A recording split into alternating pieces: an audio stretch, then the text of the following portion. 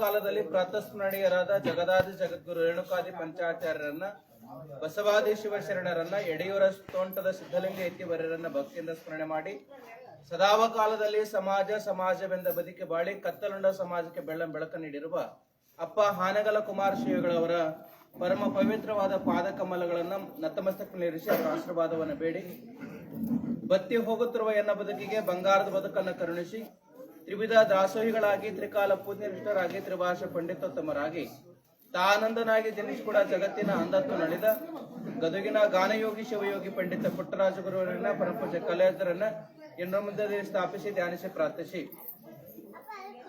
ಈ ಒಂದು ಪುಣ್ಯಮಯ ಕಾರ್ಯಕ್ರಮದಲ್ಲಿ ಪಾವನ ಭವ್ಯ ದಿವ್ಯ ಸಾನ್ನಿಧ್ಯವನ್ನು ದಯಪಾಲಿಸಿರುವ ಜಂಗಮರಸಳ್ಳಿ ಪುರವರ್ಗ ಮಠದ ಪರಮ ಪೂಜ್ಯ ವರೇಣ್ಯರಾಗಿರ್ತಕ್ಕಂಥ ಬಾಲ ತಪಸ್ವಿಗಳಾಗಿರುವ ಶ್ರೀ ಶಟಸ್ಥಲ ಬ್ರಹ್ಮ ಅಜಾತ ಶಂಭಲಿಂಗ ಶಿವಾಚಾರ್ಯ ಮಹಾಸ್ವಾಮಿಗಳವರನ್ನ ತಮ್ಮೆಲ್ಲರ ಜೋರಾದ ಭಕ್ತಿಯ ಚಪ್ಪಾಳೆಯೊಂದಿಗೆ ಪರಮಪೂಜ್ಯರನ್ನ ಕಾರ್ಯಕ್ರಮಕ್ಕೆ ಸ್ವಾಗತ ಮಾಡ್ತಾರೆ. ಅದೇ ರೀತಿಯಾಗಿ ನಾಡು ಕಂಡ ಶ್ರೇಷ್ಠ ಪ್ರವಚನಕಾರರು, ವಾಗ್ಮಿಗಳು, ಸದಾಕಾಲ ಮಾರ್ಗದರ್ಶನೀಯ ಪೂಜ್ಯರಾಗಿರ್ತಕ್ಕಂಥ ಶ್ರೀಧರಗಡ್ಡೆ ಹಿರೇಮಠದ ಪರಮ ಪೂಜ್ಯರಾಗಿರ್ತಕ್ಕಂಥ ಶ್ರೀ ದೊಡ್ಡಬಸವ ಶಾಸ್ತ್ರಿಗಳಿಗೆ ತಮ್ಮೆಲ್ಲರ ಜೋರಾದ ಚಪ್ಪಾಳೆಯೊಂದಿಗೆ ಸ್ವಾಗತವನ್ನು ಕೊಡ್ತಾ, ಅದೇ ರೀತಿಯಾಗಿ ನಾದ ನಿನಾದ ಸುನಾದದ ಸಂಗೀತ ಸುನಾದವನ್ನ ತಮಗೆಲ್ಲ ಉಣಬಡಿಸುತ್ತಿರುವ ನಾಡು ಕಂಡ ಶ್ರೇಷ್ಠ ಯುವ ಗಾಯಕರಲ್ಲೊಬ್ಬರಾಗಿರ್ತಕ್ಕಂಥ ಶ್ರೀ ಶರಣಯ್ಯ ಸ್ವಾಮಿಗಳು ಇವರಿಗೆ ಜೋರಾದ ಚಪ್ಪಾಳೆಯೊಂದಿಗೆ ಸ್ವಾಗತ ಕೊಡ್ತಾ, ಅದೇ ರೀತಿಯಾಗಿ ಪುಣ್ಯಾಶ್ರಮದ ಹಿರಿಯ ಕಲಾವಿದರು,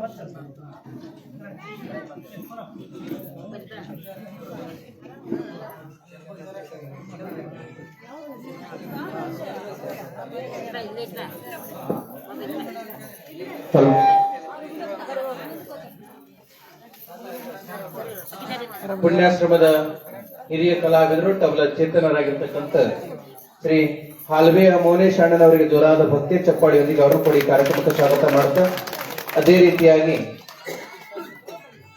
ಈ ಒಂದು ಕಾರ್ಯಕ್ರಮದ ಧ್ವನಿವರ್ಧಕದ ಸೇವೆಯನ್ನ ಸಲ್ಲಿಸುತ್ತಿರುವ ಹಿರಿಯರು, ವಯೋವೃದ್ಧರು, ಜ್ಞಾನವೃದ್ಧರಾಗಿರ್ತಕ್ಕಂಥ ಶ್ರೀ ಶರಣಯ್ಯ ಸ್ವಾಮಿ ಅವರನ್ನು ಕೂಡ ಜೋರಾದ ಚಪ್ಪಾಳಿಯೊಂದಿಗೆ ಸ್ವಾಗತ ಮಾಡುತ್ತಾ, ಗ್ರಾಮದ ಸಕಲ ಸಂತಪ್ತ ಮಹಾಶಯರೇ, ಜಂಗಮ ಪುಂಗವರೇ, ನಿಮ್ಮೆಲ್ಲರಿಗೂ ಕೂಡ ಭಕ್ತಿಯ ಶರಣಾರ್ಥಿಗಳನ್ನು ಅರ್ಪಿಸ್ತಾ, ಪುರಾಣ ಈ ಒಂದು ಕಾರ್ಯಕ್ರಮದ ಆರಂಭದಲ್ಲಿ ವೇದಘೋಷವನ್ನ ನಮ್ಮ ಚಂದ್ರಶೇಖರ್ ಶಾಸ್ತ್ರಿಗಳು ನಡೆಸಿಕೊಡಬೇಕಾಗಿ ವಿನಂತಿಸಿಕೊಡುತ್ತೇನೆ. ಹೇಮಂತ್ ಕುಮಾರ್ ಮತ್ತು ಚಂದ್ರಶೇಖರ್ ಶಾಸ್ತ್ರಿಗಳು ನಡೆಸಿಕೊಡಬೇಕಾಗಿ ವಿನಂತಿಸಿಕೊಡುತ್ತೇನೆ.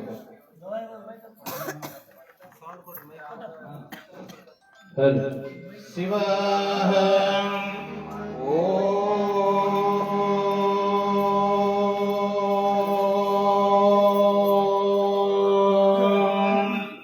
ಗುರು ಬ್ರಹ್ಮ ಗುರು ವಿಷ್ಣು ಗುರುದೇವೋ ಮಹೇಶ್ವರಃ ಗುರು ಸಾಕ್ಷಾತ್ ಪರಬ್ರಹ್ಮ ತಸ್ಮೈ ಶ್ರೀ ಗುರುವೇ ನಮಃ. ಓಂ ತಜ್ಞಯೋರಾರುಣೀಮಹೇ ಗಾತುಂ ಯಜ್ಞಾಯ ಗಾತುಂ ಯಜ್ಞಪತಯೇ ದೈವೇ ಸ್ವಸ್ತಿರಸ್ತು ನಃ ಸ್ವಸ್ತಿರ್ಮಾನುಷೇಭ್ಯಃ ಓರ್ಥಂ ದಿಗಾದುಪೇಶಜ ಶನ್ನೋ ಅಸ್ತದ್ವಿಪದೇ ಶಂ ಚತುಷ್ಪದೇ. ಓಂ ಸಹನಾ ಭವತು ಸಹನೋ ಭುನಕ್ತು ಸಹ ವೀರ್ಯಂ ಕರವಾವಹೈ ತೇಜಸ್ವಿನಾವಧೀತಮಸ್ತು ಮಾ ವಿದ್ವಿಷಾವಹೈ. ಓಂ ಶಾಂತಿ ಶಾಂತಿ ಶಾಂತಿ. ಜಯ ಮಂಗಲಂ ಜಯ ನಮಃ ಪಾರ್ವತೀಶ್ವರ ಹರ ಮಹಾದೇವ. ವೇದಘೋಷವನ್ನು ಮಾಡಿದರು ನಮ್ಮ ಪುರೋಹಿತ ವರ್ಗದಲ್ಲಿ ಜೋರಾದ ಭಕ್ತಿಯ ಚಪ್ಪಾಳಿಯೊಂದಿಗೆ ಶಿಷ್ಟಾಚಾರದ ಪದ್ಧತಿಯೊಂದಿಗೆ ಪ್ರಾರ್ಥನೆಗೀತೆಯನ್ನ ನಮ್ಮ ಕಲಾಬಳಗ ನಡೆಸಿಕೊಡ್ಬೇಕಾಗಿ ವಿನಂತಿಸಿಕೊಡುತ್ತೇನೆ.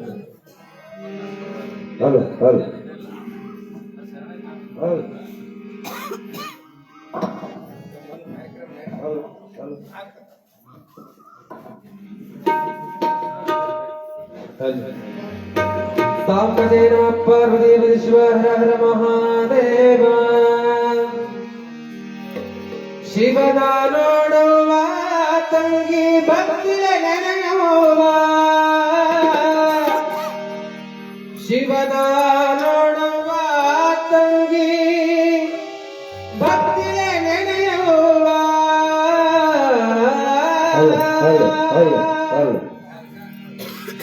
ಶಂಭುಲಿಂಗ ಶಿವಾಚಾರ್ಯರ ಶ್ರೀ ಗುರು ಶಂಭುಲಿಂಗ ಶಿವಾಚಾರ್ಯರ ಗುಣಗಾನ ಮಾಡುವ ಧ್ಯಾನವ ಮಾಡುವ ತಂಗಿ ಭಕ್ತಿಯೇ ಸ್ಮರಿಸುವ ಧ್ಯಾನವ ಮಾಡುವ ಭಕ್ತಿಯೇ ನೆನೆಯುವ ಧ್ಯಾನವ ಮಾಡುವ ಭಕ್ತಿಯೇ ನೆನೆಯುವ ಶಿವನ ನೋಡುವ ತಂಗಿ ಭಕ್ತಿಯೇ ನೆನೆಯುವ ಶಿವನ ನೋಡುವ ತಂಗಿ ಭಕ್ತಿಯೇ ನೆನೆಯುವ ಶಂಭುಲಿಂಗ ಶಿವಾಚಾರ್ಯರ ಗುಣಗಾನ ಮಾಡುವ ಧ್ಯಾನವ ಮಾಡುವ ತಂಗಿ ಭಕ್ತಿಯೇ ನೆನೆಯುವ ಧ್ಯಾನವ ಮಾಡುವ ತಂಗಿ ಭಕ್ತಿಯೇ ಸ್ಮರಿಸುವ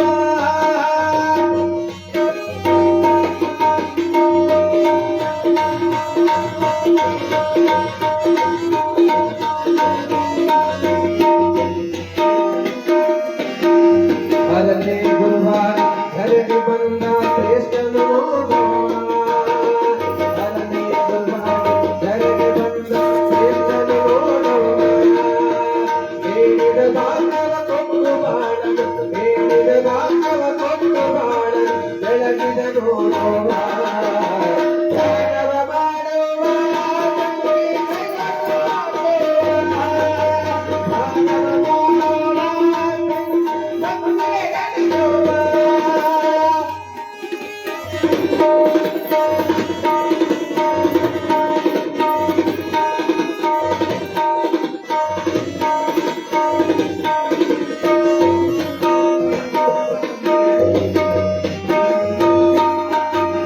ಅಜ್ಞಾನಗಳೆದು ಸುಜ್ಞಾನ ನೀಡುವ ಸದ್ಗುರು ನೋಡುವ ಅಜ್ಞಾನಗಳೆದು ಸುಜ್ಞಾನ ನೀಡುವ ಅಜ್ಞಾನಗಳೆದು ಸುಜ್ಞಾನ ನೀಡುವ ಸದ್ಗುರು ನೋಡುವ ನುಡಿಯುತ್ತೆ ನಡೆಯಲು ಕರುಣಿ ಹರಸಿದ ನುಡಿಯುತ್ತೆ ನಡೆಯಲು ಕರುಣಿ ಹರಸಿದ ಮಹಿಮ ಸಂತನೋವ ಧ್ಯಾನವ ಮಾಡುವ ಭಕ್ತಿಯೇ ನೆನೆಯುವ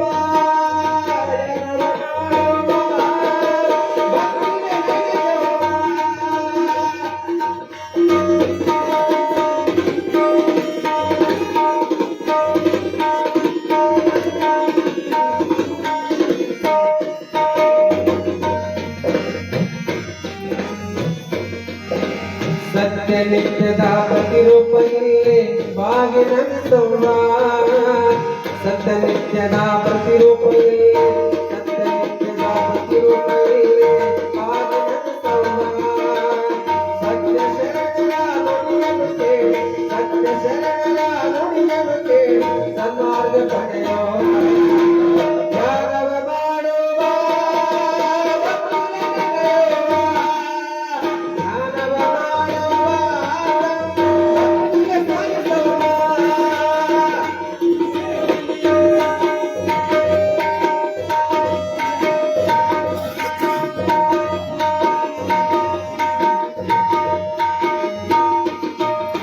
ಅಂದಿಗೂ ಇಂದಿಗೂ ಎಂದೆಂದಿಗೂ ಪಟ್ಟಣ ಸ್ವಾಮಿಯೋ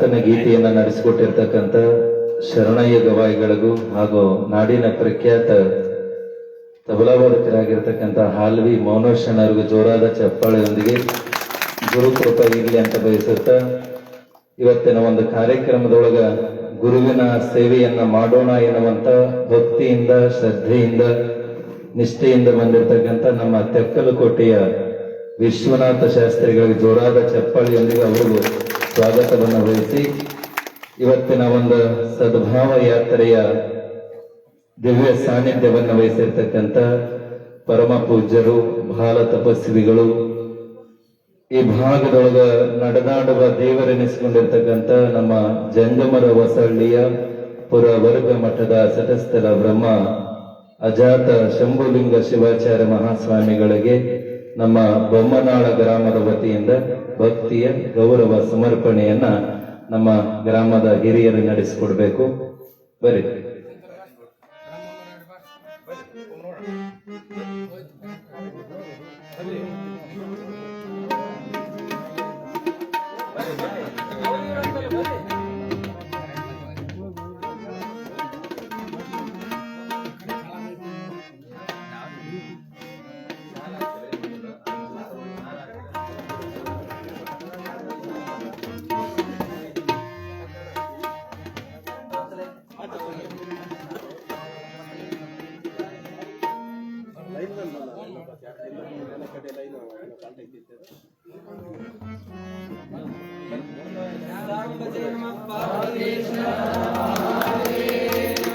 जगद्गुरु पंचाचार्य महाराज की जय, श्री गुरु पट्टद स्वामी महाराज की जय, श्री गुरु जात शंभुलिंग शिवाचार्य महाराज की जय, गुरु बसवेश्वर महाराज की जय, गुरु बसवेश्वर महाराज की जय। हर नमः पार्वती पति शिव हर हर महादेव।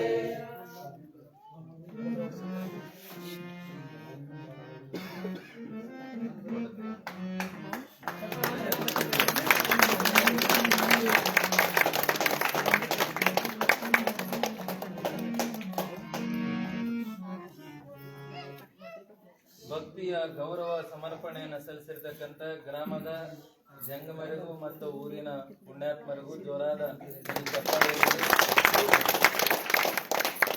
ಗುರುಗಳ ಆಶೀರ್ವಾದ ಸದಾಕಾಲ ಇರಲಿ ಅಂತ ಬೇಡಿಕೊಳ್ಳುತ್ತಾ, ನಾವು ಯಾವುದೇ ಆಗಲಿ ಕರೆಂಟ್ ಬರ್ತದೆ ಅಂತ ನಾವು ಅದನ್ನ ನೆಚ್ಕೊಂಡು ಕುಂತ್ರೆ ಬೆಳತನಕ ಶಿವರಾತ್ರಿ ಮಾಡ್ಬೇಕಾಗ್ತದೆ.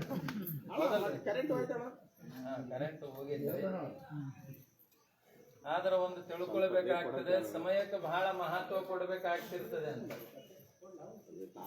ಗಾಳಿ ಬಿಟ್ಟಾಗ ತೂರಿಕೊಳ್ಳಿರಯ್ಯ, ಗಾಳಿ ನಿಮ್ಮ ಆಧೀನವಲ್ಲವಯ್ಯ ಅಂತ ಶರಣರು ಹೇಳ್ಕೊಂಡು ಬಂದಾರ. ಯಾವುದೇ ಆಗ್ಲಿ ಗಾಳಿ ಬಿಟ್ಟಾಗ ನಾವು ಏನು ತೂರಿಕೋಬೇಕು ಅಂತಂದ್ರ ಅಜ್ಞಾನವನ್ನ ಕಳ್ಕೊಂಡು ಸುಜ್ಞಾನದ ಗಟ್ಟಿಗಳನ್ನ ಪಡ್ಕೊಳ್ಬೇಕಾಗ್ತದ. ಅದಕ್ಕ ಆ ಕರೆಂಟಿನ ಬೆನ್ನ ಹತ್ತೋದಕ್ಕಿಂತ ಬಹಳ ಭಕ್ತಿಯಿಂದ ಶ್ರದ್ಧೆಯಿಂದ ನಿಷ್ಠೆಯಿಂದ ಗುರುವಿನ ಬೆನ್ನ ಹತ್ತಿ ಬಿಟ್ಟಿವಿ ಅಂತಂದ್ರೆ ನಮ್ಮ ಬದುಕು ಬೆಳಕಿನಡೆಗೆ ಸಾಕ್ತದೆ ಅನ್ನುವಂಥದ್ದು ನಾವು ತಿಳ್ಕೊಳ್ಬೇಕಾಗ್ತದೆ. ಸದ್ಭಾವ ಯಾತ್ರೆಯ ಮುಖಾಂತರ ಇವತ್ತಿನ ದಿನ ವಿಶೇಷವಾಗಿ ಅನೇಕ ಹಳ್ಳಿ ಸಂಚಾರವನ್ನ ಮಾಡುತ್ತಾ ಸದ್ಭಾವ ಯಾತ್ರೆ 5ನೇ ಊರು ಇವತ್ತಿದು. ನಮ್ಮ ಬೊಮ್ಮನಾಳ ಗ್ರಾಮಕ್ಕ ಪೂಜ್ಯರಿಗೆ ನಾವು ಅಂದಿರಿ, ಬುದ್ಧಿ ಹೋದ ವರ್ಷ ಊರಿಗೆ ಹೋಗಿದ್ದೀವ್ರಿ, ಬ್ಯಾಡ ಬಿಡ್ರಿ ಬೇರೆ ಹೊಸ ಊರು ಮಾಡೋಣ ಅಂತ ನಾವ್ ಅಂದಾಗ ಗುರುಗಳು ಒಂದು ಮಾತಂದ್ರು. ಏನಂದ್ರು ಅಂತಂದ್ರ, ಅದು ಏನೋ ಗೊತ್ತಿಲ್ರಿ, ಬೊಮ್ಮನಾಳ ಗ್ರಾಮಕ್ಕ ಹೋಗ್ಬೇಕು ಅನಿಸದ ನನಗ. ಯಾಕಂತರ ಅಲ್ಲಿ ಯಾಕೆ ಹೋಗ್ಬೇಕು ಅನಿಸದೆ ಅಂತಂದ್ರ ಆ ಗ್ರಾಮದ ಭಕ್ತರ ಮನಸ್ಸು ಬಹಳ ಮೃದು ಅದ, ಅವ್ರು ನೋಡ್ಬಿಟ್ರೆ ಬಹಳ ಖುಷಿ ಅನಿಸ್ತದ. ಅದಕ್ಕೆ ಇದೊಂದು ವರ್ಷ ಸಮೇತ ಆ ಊರಿಗೆ ಹೋಗಿ ಬರೋಣ ಅಂತ ತಿಳ್ಕೊಂಡು ಬಂದಾರ ಗುರುಗಳು ಅಂತಂದ್ರ ನೀವೆಲ್ಲ ಪೂರ್ವ ಜನ್ಮದ ಪುಣ್ಯ ಮಾಡಿರಿ ಅಂತ ಹೇಳ್ಬೇಕಾಗ್ತದೆ. ಗುರುಗಳು ಬರಬೇಕು ಅಂತಂದ್ರೆ ಸಾಮಾನ್ಯ ಅಲ್ಲ ಅದು. ಒಬ್ಬ ಗುರುಗಳು ಒಂದ್ ಊರೊಳಗ ಬರ್ಬೇಕಂತಂದ್ರ ಪೂರ್ವ ಜನ್ಮದ ಪುಣ್ಯ ಇದ್ರೆ ಮಾತ್ರ ಬರ್ಲಿಕ್ಕೆ ಸಾಧ್ಯದ. ಗುರುಗಳು ಸಿಗೋದು ಬಹಳ ಅಪರೂಪ. ಅವರಿಗೆ ಒಂದಲ್ಲ ಎರಡಲ್ಲ, ಇಡೀ ಬಳ್ಳಾರಿ ಭಾಗದಲ್ಲಿರ್ತಕ್ಕಂಥ ಅನೇಕ ಹಳ್ಳಿ ಜನ ಫೋನ್ ಮಾಡಿ ಏನ್ ಹೇಳ್ತಾರೆ ಅಂತಂದ್ರೆ, ಬುದ್ಧಿ ನಮ್ಮ ಊರಿಗೆ ಬರ್ರಿಯಪ್ಪ, ಸದ್ಭಾವ ಯಾತ್ರೆ ಮುಖಾಂತರ ನಮ್ಮ ಊರಿಗೆ ಬರ್ರಿ, ನಮ್ಮ ಊರೊಳಗ ಅನೇಕ ಚಟದ ದಾಸರಾಗ್ಯಾರ, ನೀವು ಬಂದ ಮೇಲೆ ನಮ್ಮ ಊರು ಉದ್ಧಾರ ಆಗ್ತದೆ ಅಂತ ಎಷ್ಟೋ ಜನ ಫೋನ್ ಮಾಡಿ ಹೇಳಿದರ ಸಮೇತ ಅವ್ರಿಗೆಲ್ಲರಿಗೆ ಆಶೀರ್ವಾದ ಮಾಡಿ ಬರ್ತೀವ್ರಿಪ್ಪ, ಮೊದಲು ಬೊಮ್ಮನಾಳ ಗ್ರಾಮಕ್ಕೆ ಪಾದಾರ್ಪಣೆಯನ್ನ ಮಾಡಿ ಬರ್ತೀವಿ ಅಂತ ಇಲ್ಲಿಗೆ ಬಂದಿದ್ದಾರೆ ಅಂತಂದ್ರ ಗುರುವಿಗೆ ಗುರುವಿನ ಮನಸ್ಸಿನೊಳಗೆ ಈ ಗ್ರಾಮ ಉಳ್ಕೊಂಡಾದ ಅಂತ ಬಹಳ ಖುಷಿಯಿಂದ ಹೇಳ್ಬೇಕಾಗ್ತದೆ. ಅವ್ರು ಮೊನ್ನೆ ಒಂದು ದಿನ ಹೇಳಿದ್ರು, ಬೊಮ್ಮನಾಳ ಗ್ರಾಮದ ಭಕ್ತರ ಮನಸ್ಸು ಎಂತದು ಅಂತಂದ್ರೆ ತಾಯಿ ಹೃದಯ ಇದ್ದಂಗ ಅಂತ ಗುರುಗಳು ಹೇಳಿದ್ರು. ಅಂದ್ರೆ ಗುರುವಿನ ಒಂದು ಮಾತಿನೊಳಗ ಗ್ರಾಮದ ಮನಸ್ಸು ತಾಯಿ ಹೃದಯ ಅಂತ ಬರ್ತದೆ ಅಂತಂದ್ರ ನೀವೆಲ್ಲಾ ಪುಣ್ಯ ಮಾಡಿರಿ ಅನ್ನುವಂತ ವಿಚಾರವನ್ನ ತಿಳಿಸುತ್ತಾ ಇವತ್ತಿನ ದಿನ ನಮ್ಮ ಕಾರ್ಯಕ್ರಮದೊಳಗ ಭಾಗಿಯಾಗಿ ಗುರುವಿನ ಸೇವೆಯನ್ನ ಮಾಡ್ಬೇಕಂತ ತಿಳ್ಕೊಂಡು ಬಹಳ ಭಕ್ತಿಯಿಂದ ಪುಣ್ಯಾತ್ಮ ಹೇಳೋದ ಅವಶ್ಯಕತೆ ಇಲ್ಲ, ಗುರುವಿನ ಸೇವೆ ನಾವೇ ತಿಳಿದು ಮಾಡ್ಬೇಕಂತ. ಯಾಕಂತಂದ್ರ ಗುರುವಿನ ಕೃಪಾ ಕಟಾಕ್ಷ ಅದು ಎಲ್ಲರಿಗೆ ಸಿಗಲಿಕ್ಕೆ ಸಾಧ್ಯ ಇಲ್ಲ. ಗುರು ಸೇವೆ ಮಾಡಿದರೆ ಇಹದಲ್ಲಿ ಸುಖ ಉಂಟು, ಲಿಂಗ ಸೇವೆ ಮಾಡಿದರೆ ಪರದಲ್ಲಿ ಸುಖ ಉಂಟು, ಜಂಗಮ ಸೇವೆ ಈಶನ ಸೇವೆ ಅಂತ ಸುಮ್ಮನೆ ಹೇಳ್ಕೊಂಡು ಬಂದಿಲ್ಲ. ಒಂದು ತಿಳ್ಕೊಳ್ಬೇಕಾಗ್ತದೆ, ಹೊಲಕ್ಕ ಬಿತ್ತಲಾರದ ಬೆಳೆ ಎಂದಿಗೂ ಬರ್ಲಿಕ್ಕೆ ಸಾಧ್ಯನಿಲ್ಲ. ಅದು ಹೊಲ ಬರ್ರಿಯಪ್ಪ ಅಂತ ಅದೇನು ಕರೆಯಂಗಿಲ್ಲ. ನಾವಾಗಿ ಹೋಗಿ ಬಿತ್ತಿದೀವಿ ಅಂತಂದ್ರ ಅದು ಏನ್ ಮಾಡ್ತದೆ ಅಂತಂದ್ರ ಭೂತಾಯಿ ನಮ್ಮನ್ನ ಕೈ ಹಿಡಿದು ಕಾಯ್ತಾಳ.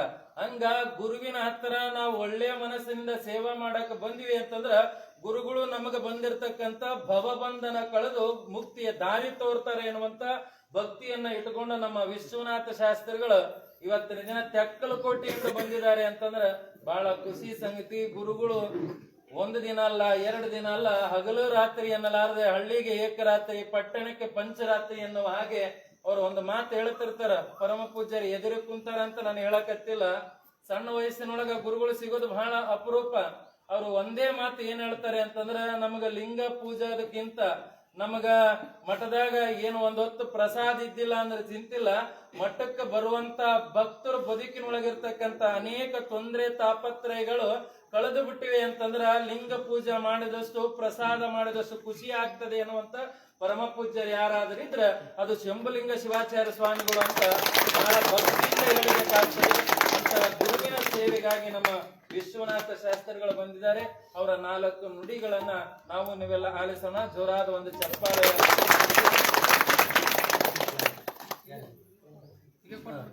ಅದಕ್ಕಿಂತ ಪೂರ್ವದೊಳಗ ನಮ್ಮ ಬೊಮ್ಮನಾಳ ಗ್ರಾಮದ ವತಿಯಿಂದ ನಾಡಿನ ಪ್ರಖ್ಯಾತ ಗಾಯಕರು, ಒಂದು ಕಡೆ ಪ್ರವಚನಕಾರರು, ಒಂದು ಕಡೆ ಹಾಸ್ಯ ಕಲಾವಿದರು, ಒಂದು ಕಡೆ ಸಾಹಿತಿಗಳಾಗಿರ್ತಕ್ಕಂಥ ನಮ್ಮ ಶರಣೈ ಗವಾಯಿಗಳಿಗೆ ನಮ್ಮ ಗ್ರಾಮದ ವತಿಯಿಂದ ಗೌರವ ಸಮರ್ಪಣೆ. ಜೋರಾದ ಒಂದು ಚಪ್ಪಾಳೆ.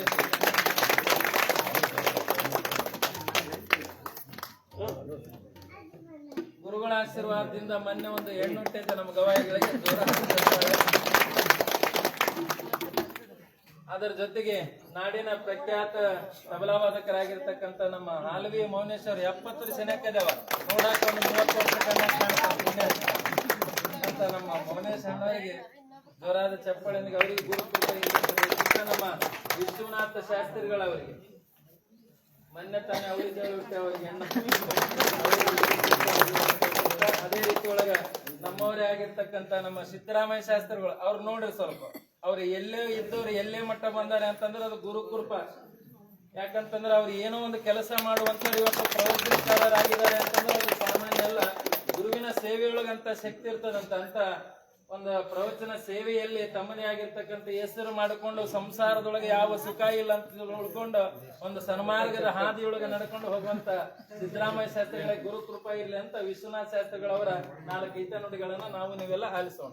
ಇಲ್ಲಿಯವರೆಗೆ ಸಭಾ ನಿರೂಪಣೆಯ ಜೊತೆಗೆ ನಮ್ಮೆಲ್ಲ ಕಲಾವಿದರಿಗೆ ಮಾರ್ಗದರ್ಶಕರಾಗಿ ಒಂದು ಸದ್ಭಾವನೆ ಯಾತ್ರೆಯ ಸಂಕಲ್ಪಕರ್ತಗಳಾಗಿರ್ತಕ್ಕಂಥ ಶ್ರೀ ದೊಡ್ಡಬಸವ ಶಾಸ್ತ್ರಿಗಳಿಗೆ ಜೋರಾದ ಭಕ್ತಿ ಚಪ್ಪಾಳೆ.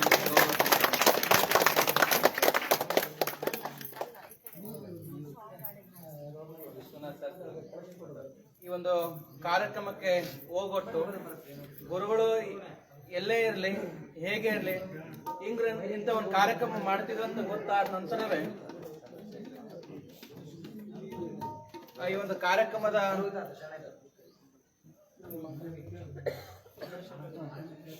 ಕಾರ್ಯಕ್ರಮದಲ್ಲಿ ತಮ್ಮದೇ ಆದ ಒಂದು ಸೇವೆಯನ್ನು ಗೈದಿರ್ತಕ್ಕಂಥ ನಮ್ಮ ಚಂದ್ರಶೇಖರ ಶಾಸ್ತ್ರಿಗಳಿಗೆ ಪರಮ ಪೂಜ್ಯರಿಂದ ಒಂದು ಗೌರವ ಸಮರ್ಪಣೆ.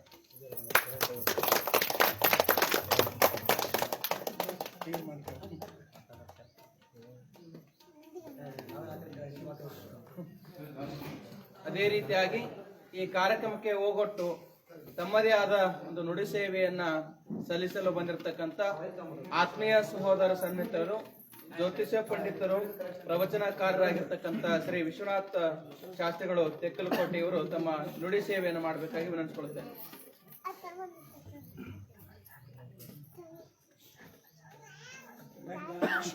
ಓಂ ಶ್ರೀ ಗುರುಭ್ಯೋ ನಮಃ. ಹಲವು ಮಾತೇನು ನೀನು ನುಡಿದು ಪಾದವನಿಟ್ಟ ನೆಲವೇ ಸುಕ್ಷೇತ್ರ ಜಲವೇ ಪಾವನ ತೀರ್ಥ ಸುಲಭ ಶ್ರೀ ಗುರುವೇ ಕೃಪೆಯಾಗು. ಸಂಗೀತ ಸಾಗರಂ ಚೈವ ಸಾಹಿತ್ಯ ಭೂಷಣಂ ತತಃ ಲಿಂಗ ಪೂಜಾ ಸದಾನಂದಂ ಒಂದೇ ಗುರುಕುಮಾರ ಪಂಚಾಕ್ಷರ ಪುಟ್ಟರಾಜ ಪ್ರಭುವರಂ. ಪ್ರಾತಸ್ಮರಣೀಯ ಜಗದಾದಿ ಜಗದ್ಗುರು ಪಂಚ ಆಚಾರ್ಯರನ್ನ ಬಸವಾದಿ ಪ್ರಮಥರನ್ನ ಎನ್ನ ಮನೋಮಂದಿರದಲ್ಲಿ ಸ್ಮರಣೆಯನ್ನು ಮಾಡಿಕೊಂಡು ಸದ್ಭಾವನಾ ಯಾತ್ರೆಯ ಕಾರ್ಯಕ್ರಮದ ಪಾವನ ದಿವ್ಯ ಸಾನ್ನಿಧ್ಯವನ್ನು ವಹಿಸಿಕೊಂಡಿರುವಂತಹ ನಿಮ್ಮೆಲ್ಲರ ಆರಾಧ್ಯ ಪರಮ ಪೂಜ್ಯಪಾದರಾದ ಕ್ರಿಯಾಶೀಲ ಮೂರ್ತಿ ಯತಿವರರೂ ಆಗಿರುವಂತಹ ಜಂಗಮರ ಹೊಸಳ್ಳಿಯ ಪುರವರ್ಗ ಹಿರೇಮಠದ ಪರಮ ಪೂಜ್ಯಪಾದರಾದ ಅನುಷ್ಠಾನ ಮೂರ್ತಿತ್ವ ಯತಿವರರು, ನಿಮ್ಮೆಲ್ಲರ ಮಾರ್ಗದರ್ಶಕರು, ಬಾಲಯೋಗಿಗಳಾಗಿರುವಂತಹ ಶ್ರೀಮದ್ ಗಣಲಿಂಗ ಚಕ್ರವರ್ತಿ ಷಟ್ಸ್ಥಲ ಬ್ರಹ್ಮ ಅಜಾತ ಶಂಭುಲಿಂಗ ಶಿವಾಚಾರ್ಯ ಮಹಾಸ್ವಾಮಿಗಳ ಅಡಿದಾವರೆಗಳಿಗೆ ಅನಂತ ಕೋಟಿಯ ಭಕ್ತಿಯ ಪ್ರಣಾಮಗಳನ್ನು ಸ್ಮರಣೆ ಮಾಡಿ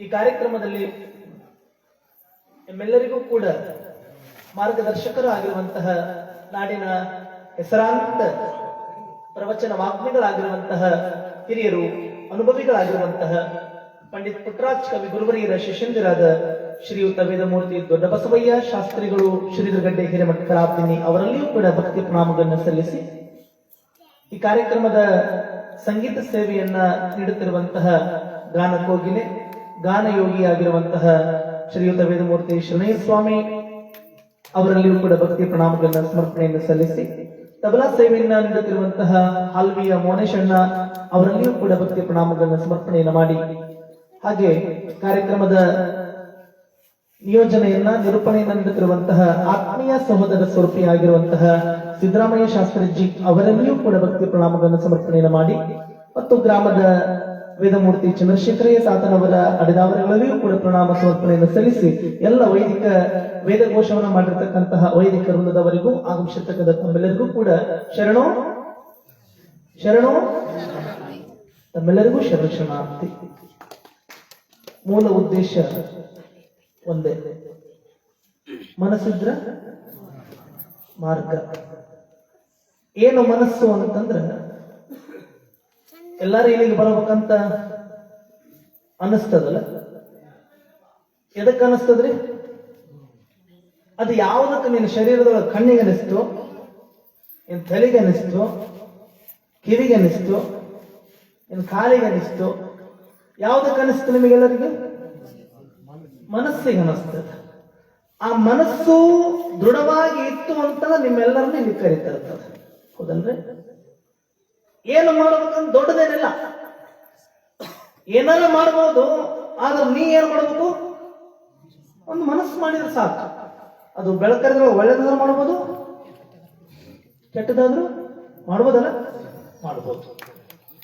ಆದ್ರೆ ದೃಷ್ಟಿ ನಮಗೆ ಹೆಂಗ ಬೀರ್ತದ, ಆ ದೃಷ್ಟಿನ ನಾವು ಬದಲಾಗ್ತೀವಿ. ದೃಷ್ಟಿ ಬೇಕು ಮೇನ್. ಕೆಲವೊಂದು ವಕ್ರ ದೃಷ್ಟಿ ಅಂತ ಇರ್ತಾವ, ಕೆಲವು ವಕ್ರ ದೃಷ್ಟಿ ಅಂತ ಇರ್ತಾವ, ಕೆಲವು ಕ್ರೂರ ದೃಷ್ಟಿ ಅಂತ ಇರ್ತಾವ, ಇನ್ನು ಕೆಲವು ದೂರ ದೃಷ್ಟಿ ಅಂತ ಇರ್ತಾವ. ವಕ್ರ ದೃಷ್ಟಿ, ಕ್ರೂರ ದೃಷ್ಟಿ, ದೂರ ದೃಷ್ಟಿ. ಇವು ವಕ್ರ ದೃಷ್ಟಿ ಅಂತಂದ್ರೆ, ಕ್ರೂರ ದೃಷ್ಟಿ ಅಂತಂದ್ರೆ, ನೀವು ಎಲ್ಲಿಗ ನಮ್ಮ ಮಕ್ಕಳನ್ನ ಕರ್ಕೊಂಡು ಹೋಗಿ ಮನೆಗೆ ಬಂದಾಗ ಅವು ಸಮಾಧಾನ ಇರಲಾರ್ದ ಅಳಕ್ ಚಲೋ ಮಾಡಿದ್ರ ಏನಂತೀರವ? ಯಾರ್ದೋ ಕಣ್ಣು ಬಿಟ್ಟಾರ, ದೃಷ್ಟಿ ಆಗೈತೆ ಅಂತ. ಆ ದೃಷ್ಟಿ ನಿವಾರಣೆ ಆಗಲಿಕ್ಕೆ ನೀವೇನ್ ಮಾಡ್ತೀರಿ? ಒಂದ್ ಸ್ವಲ್ಪ ಮನಸ್ಸು ಮಾಡಿ ಕೂಸು ಆರಾಮಾಗಬೇಕಂತೇಳಿ ತೆಗೆದು ಹಾಕ್ತೀರಿ, ನಿವಾಳಿ ತೆಗಿತೀರಿ, ಮತ್ತೆ ಅದಕ್ಕೇನ್ ಮಾಡ್ಬೇಕು ಅದನ್ನೆಲ್ಲ ಮಾಡ್ತೀರಿ. ಅದು ಮಾಡಿದ ಮೇಲೆ ಕೂಸು ಸಮಾಧಾನ ಆಯ್ತು ಅಂತಂದ್ರ ಅದು ವಕ್ರ ದೃಷ್ಟಿ ಹೋಗಿ ಕ್ರೂರ ದೃಷ್ಟಿ ಹೋಗಿ ತಾಯಿಯ ಕೃಪಾ ದೃಷ್ಟಿ ಬೀರ್ತದೆ ಆ ಮಗುವಿಗೆ. ಹೌದಲ್ರಿ? ತಾಯಿಯ ಕೃಪಾ ದೃಷ್ಟಿ ಬೀರ್ತದೆ. ಆದ್ರೆ ನಾವೇನು ಮನಸ್ಸು ಮಾಡ್ಬೇಕಂದ್ರ ಕೆಲವರು ಮನಸ್ಸು ಯಾವ್ದಾವ್ದ್ರ ಮೇಲೆ ಮಾಡ್ತಿರ್ತಾರೆ. ದೊಡ್ಡ ಮನಸ್ಸು ಮಾಡಿ ಬಿಟ್ಟು ಬಿಟ್ಟು ನಂತಿರ್ತಾರೆ. ಮನಸ್ಸು ಮಾಡಲ್ಲಿ ಮಾಡಬೇಕಾಗ್ತದೆ ಮನುಷ್ಯ. ಎಲ್ಲಿ ಮಾಡ್ತಾನಂತಂದ್ರ ಅದಕ್ಕೊಂದು ಮಾತು ಬರೀತಾರೆ, ಆರೋಗ್ಯವೇ ಮಹಾಭಾಗ್ಯ ಅಂತ ಕರೀತಾರೆ. ಆರೋಗ್ಯ ಇಲ್ಲ ಅಂತಂದ್ರ ಏನು ಗಳಿಸಿರ್ತೀವಲ್ಲ ಸಂಪತ್ತು, ಅದನ್ನ ಅನುಭವಿಸಕ್ಕಾಗೋದಿಲ್ಲ. ಆರೋಗ್ಯ ಚಲೋ ಇತ್ತು ಅಂದ್ರ ಆ ಸಂಪತ್ತಿಲ್ಲ ಅಂದ್ರೆ ನಾಳೆಗಾದ್ರೂ ಗಳಿಸ್ಬೋದು. ಅದನ್ನ ಗಳಿಸಿಟ್ಟಂತ ಆ ಸಂಪತ್ತನ್ನ ಉಣ್ಣಕ್ಕಿರ್ಲಾರ್ದಂಗ ಆರೋಗ್ಯ ಕೆಡಿಸ್ಕೊಂಡು ಕುಂತೀವಿ ಅಂತಂದ್ರ ಏನು ಮಾಡೋದೈತಿ? ಉಪಯೋಗ ಇಲ್ಲ. ಅದಕ್ಕೆ ಕಾರಣ ದುಡಿಯೋದಕ್ಕಿಂತ ಆರೋಗ್ಯ ಹೆಂಗಿರ್ಬೇಕ್ರಿ? ಚಲೋ ಇರಬೇಕು. ಅದಕ್ಕಂತ ನಾವು ಆರೋಗ್ಯವೇ ಮಹಾಭಾಗ್ಯ. ನಾವು ಹೆಂಗ ಮನಸ್ಸು ಮಾಡಿ ಬಿಡ್ತೀವಿ ಅಂದ್ರೆ ಒಂದೊಂದನ್ನ ಬಿಟ್ಕೊಂತ ಬರ್ತೀವಿ. ಯಾವಕ್ಕ? ಆರೋಗ್ಯ ಚಲೋ ಇರ್ಲಿ ಅಂತ. ಈ ಡಾಕ್ಟರ್ ಹತ್ರ ಹೋಗ್ತೀರಿ ನೋಡಿ ನೀವು, ಹೋದ್ರ ಅವ ಏನಂತಾನ? ಪಥ್ಯ ಮಾಡ್ರಿ ಅಂತ ಹೇಳ್ತಾನ. ಆರೋಗ್ಯ ಚಲೋ ಇರ್ಬೇಕಾದ್ರೆ, ನೀನು ಆನಂದವಾಗಿರ್ಬೇಕಾದ್ರೆ, ನೀನು ಇನ್ನು ಒಂದಿಷ್ಟು ದಿನಗಳ ಕಾಲ ಹೆಚ್ಚಿಗೆ ಬದುಕಬೇಕಾದ್ರೆ ಏನು ಮಾಡಬೇಕು? ಏನು ಮಾಡ್ಬೇಕ್ರಿ? ಚಂದ ಉಂಡು ಮಕ್ಕೊಂಡ್ಬಿಡ್ಬೇಕು. ಮತ್ತೇನು ಮಾಡ್ಬೇಕು? ಆನಂದದಿಂದ ಬದುಕಬೇಕಾಗಿದ್ರ, ನಿನ್ನ ಆರೋಗ್ಯ ಲಕ್ಷಣವಾಗಿರ್ಬೇಕಾಗಿದ್ರ, ಇನ್ನು ಹೆಚ್ಚು ದಿನಗಳ ಕಾಲ ನೀನು ಇರಬೇಕಾಗಿತ್ತು ಅಂತಂದ್ರ ದೊಡ್ಡ ಮನಸ್ಸು ಮಾಡಿ ಒಂದಿಷ್ಟು ಪಥ್ಯ ಮಾಡಪ್ಪ, ಆರಾಮಾಗುತ್ತೀವಿ. ಏನೇನು ತಿನ್ನಬೇಕು, ಏನೇನು ತಿನ್ನಬಾರದು ಅಂತ ಹೇಳ್ತಾರೆ. ಅವ್ರೇನು ವರ್ಷಾನುಗಟ್ಲೆ ಬಿಟ್ಟು ಬಿಡು ಅಂತ ಹೇಳ್ತಾರೇನು? ಬಿಟ್ಟಾರೇನ್ರಿ? ವರ್ಷಾನುಗಟ್ಲೆ ಬಿಡೋದು ಬೇರೆ. ಕಾಶಿಗೆ ಹೋದವ ಏನೇನೋ ಬಿಟ್ಟು ಬರ್ತಾನ. ಆದ್ರೆ ಡಾಕ್ಟರ್ ಹತ್ರ ಹೋದವ 1 ವರ್ಷ ಇದನ್ನು ಬಳಸಲಾರ್ದಂಗ ನೀನು ನಾನು ಕೊಟ್ಟಂತ ಸಲಹೆ ಸೂಚನೆಗಳನ್ನು ಬಳಸಿದ್ದೇ ಆದ್ರೆ ನಿನ್ನ ಆರೋಗ್ಯ ಆನಂದವಾಗಿರ್ತದ, ಸುಧಾರಿಸ್ತದ ಅಂತ ಹೇಳ್ತಾರೆ. ಅವಾಗ ನಂಬಿಕೆ ಇರಬೇಕು. ಯಾವುದಕ್ಕಾದ್ರೂ ಒಂದು ನಂಬಿಕೆ ಇರಬೇಕು. ನಂಬು ನಂಬೆಲೆ ಮನವೇ ನಂಬುಗೆಗೆ ಸಾಂಪನ್ನುಲಿವ. ನಂಬಿಕೆ ಕೆಟ್ಟವರಿಲ್ಲ. ಯಾರ ಮೇಲೆ ನೀನು ನಂಬಿಕೆ ಇಡ್ತೀಯಲ್ಲ ನಿನ್ನ ಬದುಕು ಹಸನಾಗ್ತದ. ಒಂದು ವೈದ್ಯರ ಮೇಲೆ ನಂಬಿಕೆ ಇಟ್ಟಂತ ಒಬ್ಬ ಅನಾರೋಗ್ಯದಿಂದ ಬಳತಕ್ಕಂಥ ವ್ಯಕ್ತಿ ಆ ಒಂದು ಮಾತಿಗೆ ಬೆಲೆ ಕೊಟ್ಟು ತಾ ಕೊಟ್ಟಂತ ಪ್ರಸಾದದೊಳಗೆ ತ್ಯಾಗ ಮಾಡಿದ. ಉಣಬೇಕಾದದನ್ನು ಉಂಡ, ಬ್ಯಾಡದೇ ಇರೋದನ್ನ ಹೊರಗಟ್ಟ. ಅವಾಗ ಅಂತನ ಹೆಂಗಿದ್ದ ಹೆಂಗಾದ ಅಂತಾರ ನೋಡಿದವ. ಬದುಕಿ ಬಂದಿದ್ದ ನೋಡಿದವ. ಎಷ್ಟೋ ದಿನದ ಕೆಳಗೆ ಸತ್ತು ಹೋಗ್ಬಿಡ್ಬೇಕಾಗಿತ್ತು. ಆದ್ರ ಇವತ್ತು ಉಳಿದಾರಂತಂದ್ರ ಒಂದು ಹಣೆ ಬರ ಗಟ್ಟಿ ಇದ್ದಿಪ್ಪ. ಅವ ಅಂತಿರ್ತಾನ, ದೊಡ್ಡ ಮನಸ್ಸು ಮಾಡಿ ಆತ ಹೇಳಿದ ಮಾತು ಕೇಳಿ ಬಿಟ್ಟನಪ್ಪ, ಹಿಂಗಾಗಿ ಅಂತಿರ್ತಾನ. ಯಾರಿಗೆ? ಅವ ಅನ್ನೋದು ನೋಡ್ರಿ ಹೆಂಗ ದೊಡ್ಡ ಮನಸ್ಸು ಮಾಡಿ ಡಾಕ್ಟರ್ ಮಾತು ಕೇಳಿ ತಿನ್ನೋದನ್ನ ಬಿಟ್ಟು ನಾನು ಹಿಂಗದಿನಂದ್ರ ಅದಕ್ಕೆ ಕಾರಣ ಮನಸ್ಸು ಸಾಕ್ಷಿ. ಆದ ಕಾರಣ ಮನಸ್ಸು ದೊಡ್ಡದು. ಒಬ್ಬ ಹೆಣ್ಮಗಳು ಯಾಕೆ ಮಾತಾಡಕತ್ತಿದ್ರೆ ಮುಂದಕ್ಕೆ ನಿಮಗೆ ಅರ್ಥ ಆಗುತ್ತೆ. ಒಂದು ಕುಟುಂಬದೊಳಗ ಆಧಾರ ಸ್ತಂಭ ಅಂದ್ರೆ ಯಾರು? ಹೆಣ್ಮಗಳೇನು? ಮನೆ ನಡ್ಸಕ ಹೆಣ್ಮಗಳು, ಆದ್ರೆ ಮನೆತನ ನಡ್ಸಕ ಮಾಲಕ. ಮನೆಗೆ ಆಧಾರ ಸ್ತಂಭ ಅಂದ್ರ ಮನೆ ಯಜಮಾನ. ಒಂದು ಕುಟುಂಬ ಸಣ್ಣ ಕುಟುಂಬ. ಆ ಕುಟುಂಬದೊಳಗ ಚಂದ ನಡೆದಿತ್ತು. ಭಗವಂತ ಕೊಟ್ಟಿದ್ದ. ತುತ್ತು ರೊಟ್ಟಿ ಚಟ್ನಿಗೇನು ಕೊರತಿದ್ದಿಲ್ಲ. ಹಿಂಗಿರೋ ಕಾಲಕ್ಕ ಯೋಗ ಹಣೆ ಬರ ಕೆಟ್ಟದು. ಏನಾಯ್ತು ಅಂತಂದ್ರ ಆ ಹೆಣ್ಮಗಳ ಗಂಡ ಶಿವನ ಪಾದ ಸೇರಿದೆ.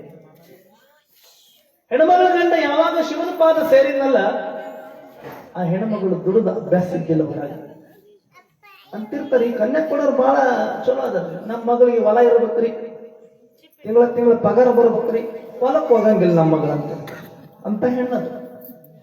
ಒಟ್ಟ ಹೊಲದ ಕಡೆಗೆ ಮಕಾರ ನೋಡಿದ್ದಿಲ್ಲ, ಹೊರಗೆ ಹೆಂಗ ದುಡಿಬೇಕನ್ನೋದು ಪ್ರಜ್ಞೆ ಇದ್ದಿಲ್ಲ. ಏನ್ ಅವ ತಂದ ಹಾಕೋದು, ಇದು ಮಾಡಿ ಹಾಕೋದು, ಎಲ್ಲಾರ ಕಲ್ ತಿಂದ ಹಾಕೋದು ಅಷ್ಟ ಅಲ್ಲ. ಅವ ತಂದ ಹಾಕವ, ಇವ್ರು ಮಾಡಿ ಹಾಕೋದು, ಎಲ್ಲಾರ ಕಲ್ ತಿಂದ ಹಾಕೋದು.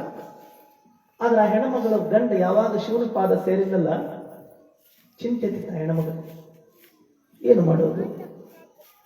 ನಾವು ನೋಡಿದ್ರೆ ಬಡವರು, ಆದ್ರೂ ಕೂಡ ಹಾಗೋ ಈಗೋ ನನ್ನ ಗಂಡ ಒಂದಿಷ್ಟು ಕೂಲಿ ಮಾಡಿ ನನ್ನ ಜೀವನ ಸಾಗಿಸ್ತಿದ್ದ.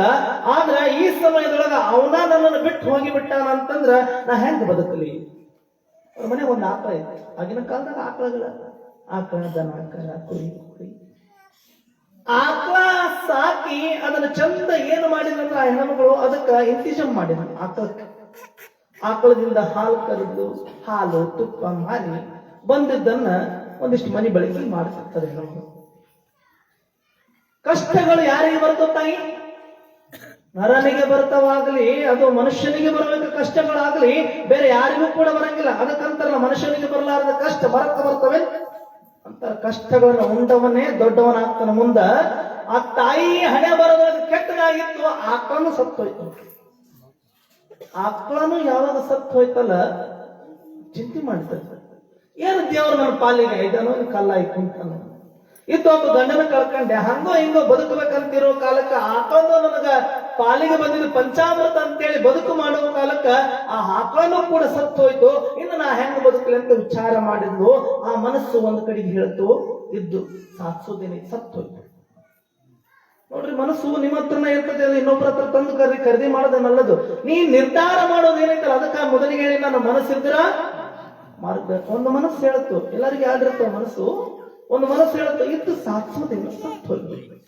ಇನ್ನೊಂದು ಮನಸ್ಸು ಹೇಳ್ತದ, ನಿನಗ ಒಂದು ಮಗು ಐತಿ, ಹೇಗಾದ್ರೂ ಮಾಡಿ ಬದುಕು, ವಿಶಾಲವಾಗಿ ಭಗವಂತ ಪ್ರಪಂಚವನ್ನು ನಿನಗಾಗಿ ನಿರ್ಮಾಣ ಮಾಡ್ಯಾನ, ಇಂಥ ನರಜನ್ಮಕ್ಕೆ ಬಂದಿ ಅಂದ ಮೇಲೆ ಸಾಧಿಸಿದವನೇ ದೊಡ್ಡವನಾಗ್ತಾನ, ಒಂದಿಷ್ಟು ಕ್ರಿಯೆಯನ್ನು ಮಾಡುವಂತ ಒಂದು ಮನಸ್ಸು ಇರುತ್ತೆ. ಏನು ಮಾಡಬೇಕು? ಆ ಹೆಣ್ಮಗಳು ವಿಚಾರ ಮಾಡಿದ್ಲು, ಏನು ಮಾಡೋದು, ನನಗಂತೂ ದುಡ್ಯಾಕ್ ಬರಂಗಿಲ್ಲ, ನನ್ನ ಗಂಡ ಅಂತಿಲ್ಲ, ಕೂಸಲು ಗೊಂಬಳ ಕಟ್ಕೊಂಡು ಬಸ್ ಸ್ಟ್ಯಾಂಡ್ನಾಗ ಏನ್ ಮಾಡ್ತಾರೆ, ಬಸ್ ಸ್ಟ್ಯಾಂಡ್ನಾಗ ಏನ್ ಮಾಡ್ತಾರ, ಭಿಕ್ಷೆ ಬರುತ್ತೆ. ಭಿಕ್ಷೆ ಬೇಡಿ ಈ ಕೂಸನ್ ಸಾಕ್ಲೆ ಬೇಡ. ಒಂದು ಮನಸ್ಸು ಬಸ್ ಸ್ಟ್ಯಾಂಡ್ನಾಗ ಭಿಕ್ಷೆ ಬೇಡಿ ಕೂಸನ್ ಸಾಕ್ಲೇನೋ ಅಂತಂದ್ರ, ಇನ್ನೂ ಒಂದು ಮನಸ್ಸು ಆ ಹುಡುಗಿ ಹೇಳ್ತದ, ಆ ತಾಯಿ ಹೇಳ್ತದ, ಏ ನಿನಗೇನು ಕಣ್ಣಿಲ್ಲ, ನನ್ನ ಕೈ ಇಲ್ಲ, ನನ್ನ ಕಿವಿ ಇಲ್ಲ, ಎಲ್ಲಾದ್ರೂ ನಿನಗ ಭಗವಂತ ಕೊಟ್ಟಾನ, ನೀನು ಸಾಧಿಸು, ಏನಾದ್ರೂ ಒಂದು ಮಾಡಿ. ಅದಕ್ಕಂತಾರೆ ಏನಾದ್ರೂ ಆಗು, ಮೊದಲು ಮಾನವನಾಗು, ಏನಾದ್ರೂ ಆಗು, ದೊಡ್ಡವನಾಗು. ನೀನು ಬದುಕಿ ಸಾಧಿಸ್ಬೇಕಾಗಿತ್ತಂದ್ರ ನಿನಗಾಗೆಲ್ಲ, ನಿನ್ನ ಕೊಂಕೊಳೊಳಗಿರೋ ಕೂಸಿಗಾಗಿ ದೊಡ್ಡ ಸಾಧನೆಯನ್ನು ಮಾಡು. ಜಗತ್ತು ವಿಶಾಲವಾಗಿ ಎಲ್ಲಾದ್ರೂ ಬದುಕು ಅಂತ ಹೇಳ್ತು ಒಂದು ಮನಸ್ಸು. ಸರಿ ಅಂತ ಹೇಳಿ ವಿಚಾರ ಮಾಡಿದ್ಲು. ಒಂದಿಷ್ಟು ದೊಡ್ಡ ದೊಡ್ಡ ಪಟ್ಟಣಕ್ಕೆ ಬಂದು, ಇಲ್ಲಿ ಏನ್ ಬಳ್ಳಾರಿ ಅಂತ ಕರಿತೀವಿ ಅಂತ ದೊಡ್ಡ ಪಟ್ಟಣಕ್ಕೆ ಬಂದಾಗ ನೋಡಿದಳು, ಅಲ್ಲಿ ಕಾಶ್ಮೀರ ಟೊಪ್ಪಿಗೆ ತಲೆ ಮೇಲೆ ಒಬ್ಬ ಹಾಕೊಂಡಿದ್ದ. ಅಂದ್ರೆ ಉಲ್ಲನ್ ಟೋಪಿಗೆ ಅಂತ ಕರಿತೀವಿ, ಚಳಿಗಾಲಕ್ಕೆ ಹಾಕಬಾರದು ಅಂತ ಹೇಳಿ. ಆ ಟೋಪಿ ನೋಡಿ ಆ ಹೆಣ್ಮಕ್ಳು ಏನು ಮಾಡಿದ್ರು ಅಂತಂದ್ರ, ಈ ಟೋಪಿ ತಯಾರು ಮಾಡೋದ್ರಿಂದ ಆದ್ರೂ ನನ್ನ ಬದುಕು ಕಟ್ಟಿಕೊಳ್ಬಹುದು ಅಂತ ಹೇಳಿ ಅದನ್ನ ಉಲ್ಲನ್ನ, ದಾರ, ಸೂಜಿ ತಗೊಂಡು ಬಂದು ಟೊಪ್ಪಿಗೆ ಹೊಲಿಯೋದನ್ನ ಚಲೋ ಮಾಡಿದ್ಲು.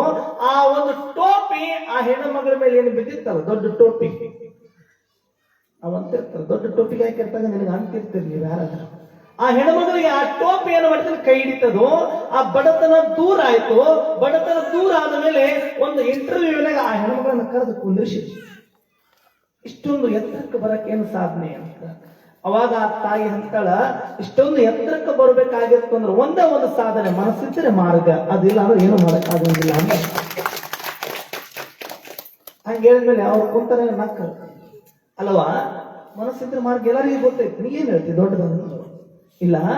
ಒಂದು ಮನಸ್ಸು ಒಂದು ನಿರ್ಧಾರ ಮಾಡಿ ರೈಲ್ವೆ ಟ್ರ್ಯಾಕ್ ಬಿದ್ದು ಸತ್ತು ಹೋಗಿ ಬಿಡೋಕಂತ ನಿರ್ಧಾರ ಮಾಡಿತ್ತು. ಅಲ್ಲಿ ತನಕ ಹೋಗಿ ಮತ್ತೊಂದು ಮನಸ್ಸು ವಿಚಾರ ಮಾಡಿ ತಿಳಿವಂತಿಕೆ ಬುದ್ಧಿವಂತಿಕೆಯಿಂದ ನನಗೆ ತಿಳಿಸಿದಲ್ಲ, ಆ ಪ್ರಚೋದನೆಯ ವಾಣಿಯಿಂದ ಹಿಂದಕ್ಕೆ ಬಂದು ಒಂದು ಟೊಪ್ಪಿಗೆ ಕಂಪನಿ ತಯಾರು ಮಾಡಿದ್ರೆ ಇವತ್ತಿಷ್ಟು ಎತ್ತರಕ್ಕೆ ಬೆಳಿಲಿಕ್ಕೆ ಸಾಧ್ಯ ಆಯ್ತು. ಆದ ಕಾರಣ ಮನಸ್ಸಿದ್ದರೆ ಮಾರ್ಗ ಅಂತ ಆ ಹೆಣ್ಮಗಳು ಹೇಳಿದಾಗ ಅವ್ರಿಗೆ ಕಣ್ಣಾಗ ನೀರು ಬರ್ತಾವ. ಈ ಮಾತು ನಾನು ನಿಮ್ಗೆ ಯಾಕೆ ಹೇಳಿನ ಅಂತಂದ್ರ, ಮನಸ್ಸಿದ್ದರೆ ಮಾರ್ಗ, ಆರೋಗ್ಯವೇ ಮಹಾಭಾಗ್ಯ ಅಂತಂದ್ರ, ಯವ್ವ ನಮ್ಮ ಆರೋಗ್ಯ ಹೆಂಗೈತಿ ಅಂತ ಪರೀಕ್ಷೆ ಮಾಡಿಸ್ಕೊಳಕ ಡಾಕ್ಟರ್ ಹತ್ರ ಹೋಗಿ, ಹೆಂಗಾಗೈತಿ ಈಗಿನ ಕಾಲ ಅಂತಂದ್ರ, ಆಗಿನ ಕಾಲಕ್ಕ 100 ರೂಪಾಯಿ ಕೂಲಿ ನಾಲೆ ಮಾಡಿಕೊಂಡು ಹೆಂಗೋ ಒಂದು ಮನೆಗೆ ಬಂದಿವಿ ಅಂತಂದ್ರ, ಆಗ ತಾನೇ ಗಂಡ ಮನೆಗೆ ಬರೋದ್ರೊಳಗ ಅನ್ನ ತಣ್ಣಗಾಗೋದ್ರೊಳಗ ಗಂಡನ ಪಾದಕ್ಕೆ ನೀರು ಕೊಟ್ಟು ಮುಖ ತೊಳಿಸಿ ಅನ್ನ ತಣ್ಣಗಾಗೋದ್ರೊಳಗ ಗಂಡನ ಕುದಿಸಿ ಊಟಕ್ಕೆ ನಿಡ್ತಿದ್ರು ಹೆಣ್ಮಕ್ಳು.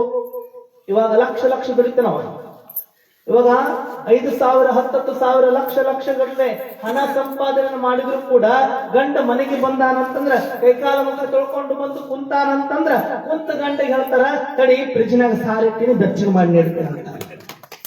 ಏನಂತಾರೆ? ಎಷ್ಟು ದುಡಿದ್ರು ಆಗಿನ ಕಾಲದವ್ರು ಉಂಡಂಗ್ ಉಣ್ತಾ ಇಲ್ಲ. ಅನಾರೋಗ್ಯಗಳು ನಮ್ಗೆ ಯಾಕೆ ಬರ್ತದಾವ ಅಂತಂದ್ರ ಈ ತಂಗ್ಳ ಪೆಟ್ಟಿಗೆ ಗಿಟ್ಟ ಉಂಡು ನಮ್ಗೆ ಅನಾರೋಗ್ಯ ಆಗಕತ್ತು. ಆ ಫ್ರಿಜ್ನಾಗಿಂದ ಉಣ್ತೀವಲ್ಲ ಅದು ನಮಗೊಂದಿಷ್ಟು ಅಡೆತಡೆಗಳನ್ನ ಮಾಡುತ್ತದ. ಮತ್ತ ಕೆಲವರು ದುಶ್ಚಟಗಳನ್ನ ಹೊಂದ್ಕೊಂಡಿರ್ತಾರೆ. ಒಬ್ಬ ದುಶ್ಚಟದಿಂದ ನಾವು ಬದುಕಿದೀವಿ ಅಂತಂದ್ರ ನಮ್ಮ ಹಿಂದಿರ್ತಕ್ಕಂಥ ಎಷ್ಟೋ ಜೀವಿಗಳು ಅನಾಥರಾಗ್ತಾರೆ. ಒಬ್ಬ ತಂದೆ ಮಗನನ್ನು ಚಂದ ಓದಿಸ್ಬೇಕಂತ ಹೇಳಿ ದುಡಿತಿದ್ದ. ಈ ಹಳ್ಳಿ ಭಾಗದಾಗಲಿ ದೊಡ್ಡ ದೊಡ್ಡ ಸಿಟಿಗಳಾಗ್ಲಿ ಏನು ದುಡಿತಾವಲ್ರಿ, ಆ ದುಡಿದನ್ನ ಆನಂದ ಪಟ್ಟು ಮಕ್ಕೊಂಡ್ಬಿಡ್ಬೇಕಂತ ಹೇಳಿ ಅದ್ರಾಗ ಒಂದಿಷ್ಟು ತೆಗೆದಿಟ್ಟು ಯಾರಿಗೂ ಗೊತ್ತಾಗ್ಲಾರ್ದಂಗ ವಾಸನೆ ಬರ್ಲಾರ್ದಂತ ಕುಡಿದು ಮನೆಗೆ ಬಂದು ಮಕ್ಕೊಂಡ್ಬಿಡ್ತಾವ. ಅಂದ್ರೆ ದುಶ್ಚಟಗಳಿಗೆ ದಾಸನಾಗತಕ್ಕ ಮನುಷ್ಯ ಇತ್ತಿಲ್ಲ. ಆಗಿನ ಕಾಲದ ದುಶ್ಚಟಗಳಿದ್ವು, ಏನು ಇದ್ದಿಲ್ಲ ಅಂತಲ್ಲ, ಇದ್ದು ಅವ್ ಎಂತಾವ್ ಇದ್ವು ಅಂತಂದ್ರ ಇಲ್ಲಿ ಅಡಿಕೆ ತಂಬಾಕ ಒಂದಿಷ್ಟು ಇರ್ತಾವ ನಸ್ಕುಡಿ. ಈ ನಮ್ಗೆ ಹೆಂಗಪ್ಪ ಅಂತಂದ್ರೆ ಬೆಳಿಗ್ಗೆ ಹಾಲೊಟ್ಟಿಗೆ ಚಾ ಕುಡಿಯೋದು ಒಂದು ಚಟನ ತಾಯಿ.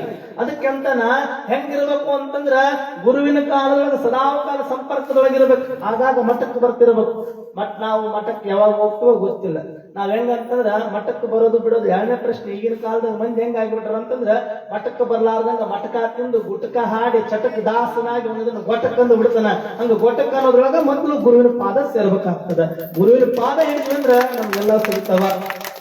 ಅಂತ ಚಟಗಳನ್ನ ನಿರ್ಮುಕ್ತರನ್ನಾಗಿ ಮಾಡುವಂತ ಸಂಕಲ್ಪವನ್ನು ಹೊತ್ತಿರ್ತಕ್ಕಂಥವ್ರು ಪರಮ ಪೂಜ್ಯರು ಅಂತಂದ್ರ ಅದು ಪುರವರ್ಗ ಹಿರೇಮಠದ ಪರಮ ಪೂಜ್ಯರು. ಆ ಗುರುವಿನ ದೃಷ್ಟಿ ಯಾರ ಮೇಲೆ ಬಿದ್ದದ ಅಂತಂದ್ರ ಇಲ್ಲಿರ್ತಕ್ಕಂಥ ಬೊಮ್ಮನಾಳ ಗ್ರಾಮದ ಸದ್ಭಕ್ತರ ಮೇಲೆ ಬಿದ್ದದ್ದು. ಕೃಪಾ ದೃಷ್ಟಿ ಬೀಳಬೇಕು, ನಮಗ ದೂರದೃಷ್ಟಿ ಬೀಳಬೇಕು.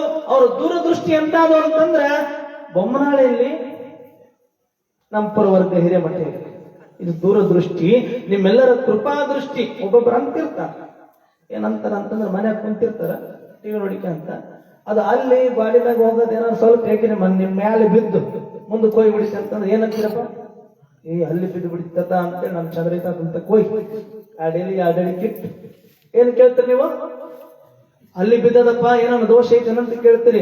ತಾಯಿ ಅಲ್ಲಿ ಬಿದ್ರ ಒಂದಿಷ್ಟು ಚರ್ಮದ ಮೇಲೆ ಏನಾದ್ರೂ ಆಗಿತ್ತು ಅಂತಂದ್ರೆ ಅಲ್ಲೊಂದಿಷ್ಟು ಕಲಿ ಆಗ್ಬೋದು, 1-2 ದಿನ ಮಾತ್ರ ನಿನಗೆ ಏನಾದ್ರೂ ಆಗ್ಬೋದು. ಆದ್ರೆ ನೀನು ಜೀವನದೊಳಗೆ ಒಂದು ಸಾರಿ ಎಡವಿ ಬಿದ್ದಿ ಅಂತಂದ್ರ ಜೀವನದ ಒಳ್ಳೆ ಸಿಗಂಗಿಲ್ಲ. ಆ ಕಾರಣ ಗುರುಗಳು ದೂರದೃಷ್ಟಿನಿಟ್ಟುಕೊಂಡು ಎಡುವಲಾರ್ದಂಗ ನಿನ್ನನ್ನ ಕೃಪಾದೃಷ್ಟಿಯಿಂದ ನಿನ್ನನ್ನ ದೂರದೃಷ್ಟಿಯಿಂದ ಚಟಮುಕ್ತನನ್ನಾಗಿ ಮಾಡಿ ಒಂದಿಷ್ಟು ಏನಾದ್ರೂ ನಿಮ್ಮ ಕೆಟ್ಟ ಹವ್ಯಾಸಗಳಿದ್ರ ಒಂದಿಷ್ಟು ಏನಾದ್ರೂ ಕೆಟ್ಟ ಹವ್ಯಾಸಗಳಿದ್ರ ಅದನ್ನೆಲ್ಲವನ್ನೂ ಕೂಡ ನಾವ್ ಹೆಂಗಂದ್ರ ಬರೋತ್ತಿಗೆ ಯಾರನ್ನ ನಾವು ನಮಸ್ಕಾರ ಮಾಡ್ರಿ ಸಾಕೋರ್ಗೆ ಅಂದ್ವಲ್ಲ, ಎದಕ್ ಬಂದು ನಮಸ್ಕಾರ ಮಾಡಿದ್ರಪ್ಪ? ಎದಕ್ ನಮಸ್ಕಾರ ಮಾಡಿದ್ರಿ ನೀವೆಲ್ಲ? ನಮ್ಮ ಪಾಪಗಳೇನಾದ್ರೂ ಇದ್ರ ಕಳೆದು ಹೋಗ್ಲಿ ಅಂತ ಸುಮ್ಮನೆ ಗೊತ್ತಿರೋರ್ನ ನಮಸ್ಕಾರ ಮಾಡಿಬಿಟ್ಟಿರ್ತೀವಿ ನಾವು. ಆದ್ರ ಪಾಪಗಳನ್ನ ಕಲಿಯುವಂತ ಶಕ್ತಿ ಆ ಅಂಗುಷ್ಟದೊಳಗೆ ಎಷ್ಟು ಸತ್ಯವಾಗಿ ಅಡಗಿ ಕುಂತದಲ್ಲ, ಹಂಗ ಪುರವರ್ಗ ಹಿರೇಮಠದ ಜೋಳಿಗೆಯೊಳಗೂ ಕೂಡ ನೀವು ಮಾಡುವಂತ ಕೆಟ್ಟ ಚಟಗಳನ್ನ ಕಲಿಯುವ ಶಕ್ತಿ ಆ ಜೋಳಿಗೆಯೊಳಗೆ ಅಡಕವಾಗದ. ಜೋಳಿಗೆ ಸಾಮಾನ್ಯವಾದ ಜೋಳಿಗೆ ಅಲ್ಲ. ಒಂದ್ ಕಡೆ ಸಿದ್ಧೈ ಪುರಾಣಿಕ ಬರೀತಾನೆ, ಜೋಳಿಗೆಯನ್ನೇ ಹಿಡಿದುಕೊಂಡು ಹುಟ್ಟಿದೆ ಇಂದಿಗೂ ತಪ್ಪಿಲ್ಲ ಜೋಳಿಗೆ. ಜೋಳಿಗೆಯೇನೇನು ತಪ್ಪಿಲ್ಲ. ಮೊದಲೇ ಅರಿವೆಯ ಜೋಳಿಗೆ, ಅದು ಬಟ್ಟೆ ಜೋಳಿಗೆ, ಅರಿವೆಯ ಜೋಳಿಗೆ ಹೋಗಿ ಅರುವಿನ ಜೋಳಿಗೆ ಬಂದಿದೆ. ತುಂಬುವ ಜೋಳಿಗೆ ಹೋಗಿ ತುಂಬದ ಜೋಳಿಗೆ ಬಂದಿದೆ. ಈ ನಮ್ ಜೋಳಿಗೆ ಹೆಂಗಾಗಿವ ಅಂದ್ರೆ ಇವು ಏಟ್ ಕೊಟ್ಟನು ಇನ್ನಿಟ್ಟು ಬೇಕನ್ನವ ಇವು, ಹೌದಲ್ವಾ? ಆದ್ರೆ ಗುರುವಿನ ಜೋಳಿಗೆ ಅಂತ ಜೋಳಿಗೆ ಹಿಡಿದುಕೊಂಡು ತಿರುಗಿದೆ ತೊರೆಯ ದೊರೆಗಳ ಮನೆಗೆ. ಅವರು ನೀಡಿದರು ನಾ ಬೇಡಿದ, ನಾ ಬೇಡುವುದ. ಓಡಿ ಹೋದೆ ಮನೆಗೆ ಜೋಳಿಗೆ ನೋಡುವ ತವಕದಿ, ಓಡಿ ಹೋದೆ ಮನೆಗೆ ಜೋಳಿಗೆ ನೋಡುವ ತವಕದಿ. ತೆರೆದು ನೋಡಿದೆ ಜೋಳಿಗೆ ಬರಿದು ಜೋಳಿಗೆ. ಹರಿದ ಜೋಳಿಗೆಯನ್ನು ಹಿಡಿದುಕೊಂಡು ನಾ ತಿರುಗಿ ಫಲವೇನು, ಅವರು ನೀಡಿ ಫಲವೇನು.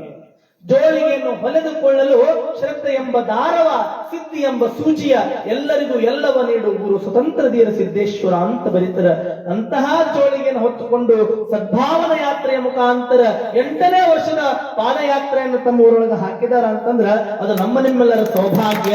ಅಂತಹ ಜೋಳಿಗೆಯೊಳಗ ಎಲ್ಲರ ಚಪ್ಪಳ ಹೊಡಿದ್ರಂದ್ರ 8 ವರ್ಷದಿಂದ ನೀವು ಕೇಳಕತ್ತೀರಿ ಹೌದಲ್ಲ. 8 ಸಲನ ಜೋಳಿಗೆ ಹಾಕಿರಿ, ಯಾರಾದ್ರೂ ಬಿಟ್ಟಿರೇನ್? ಅಯ್ಯ ಬಿಡ್ಬೇಕವ. ಒಂದಿಷ್ಟು ಬಿಟ್ಟದ್ದು ಬಹಳ ಒಳ್ಳೇದಾಗ್ತದ. ಅದಕ್ಕೆ ಬಿಟ್ಟೆನೆಂದಡೆ ಬಿಡದಿ ಮಾಯ ಸ್ವಾಮಿ ಅಂತ ಬರದರ ಅಂತ ಅನ್ಬೋದು. ಒಂದಿಷ್ಟು ಬಿಟ್ಟು ನೋಡ್ರಿ, ನೀವೆಷ್ಟು ಆನಂದವಾಗಿರ್ತೇನೆ ಅಂತೇಳಿ. ಇವತ್ತೇನು ಬಿಟ್ಟು ಬಂದಿರಲ್ಲ ಅವನ್ನ ಇಲ್ಲೇ ಪರಮ ಪೂಜ್ಯರ ಜೋಳಿಗೊಳಗೆ ಬಿಟ್ಟು ನೀವು ಕೃತಾರ್ಥರಾಗಿರತಕ್ಕಂಥ ಮಾತನ್ನು ಹೇಳಿ ಇಂದಿನ ದಿನದ ಸೇವೆಯನ್ನ ಕಲ್ಪಿಸಿಕೊಟ್ಟಿರ್ತಕ್ಕಂತಹ ತಮ್ಮೆಲ್ಲರಿಗೂ ಮತ್ತು ಗುರುವಿನ ಪಾದಕ್ಕೆ ನನ್ನ ನಲ್ಲುಡಿಗಳನ್ನ ಅರ್ಪಿಸಿ ಈ ಸೇವೆಯನ್ನು ವಿರಾಮಿಸ್ತೇನೆ.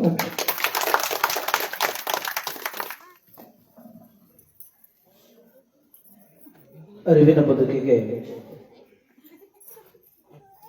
ಬದುಕಿಗೆ ತಿಳಿಯಾದ ಮಾತುಗಳೊಂದಿಗೆ ತಮ್ಮ ಬದುಕನ್ನ ಹಸನೆಗೊಳಿಸಿ ಎನ್ನುವ ಮಾತುಗಳನ್ನ ನುಡಿ ಸೇವೆಯನ್ನು ಮಾಡಿರ್ತಕ್ಕಂಥ ತೆಕ್ಕಲಕೋಟೆ ಹಿರೇಮಠದ ಶ್ರೀ ವಿಶ್ವನಾಥ ಶಾಸ್ತ್ರಿಗಳಿಗೆ ಜೋರಾದ ಭಕ್ತಿಯ ಚಪ್ಪಾಳೆ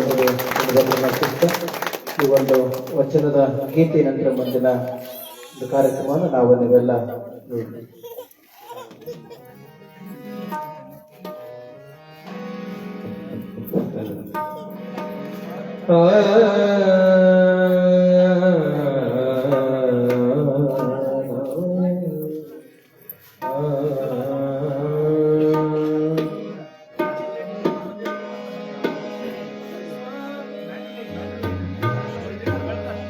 ಸ್ವಾಮಿ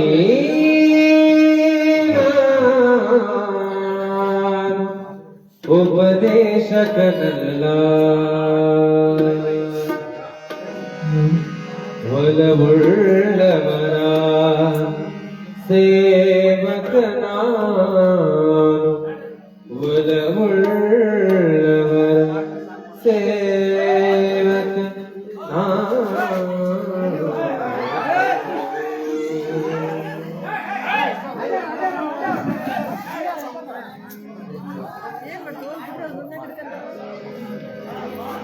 ಸ್ವಾಮಿ ನಾನು ಉಪದೇಶಕನಲ್ಲ, ಸ್ವಾಮಿ ನಾನು ಉಪದೇಶಕನಲ್ಲ, ಸ್ವಾಮಿ ನಾನು ಉಪದೇಶಕನಲ್ಲ, ಒಲವುಳ್ಳವರ ಸೇವಕನಾನು, ಒಲವುಳ್ಳವರ ಸೇವಕನಾನು, ಸ್ವಾಮಿ ನಾನು ಉಪದೇಶಕನಲ್ಲ.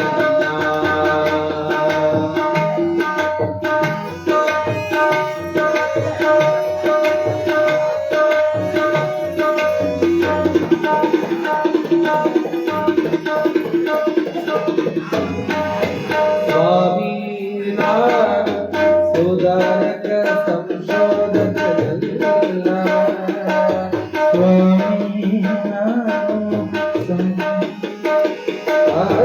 ಸ್ವಾಮಿ ನಾನು ಸುಧಾರಕ ಸಂಶೋಧಕನಲ್ಲ, ಸತ್ಯ ಪತನ ಸಾಧಕ ನಾನು,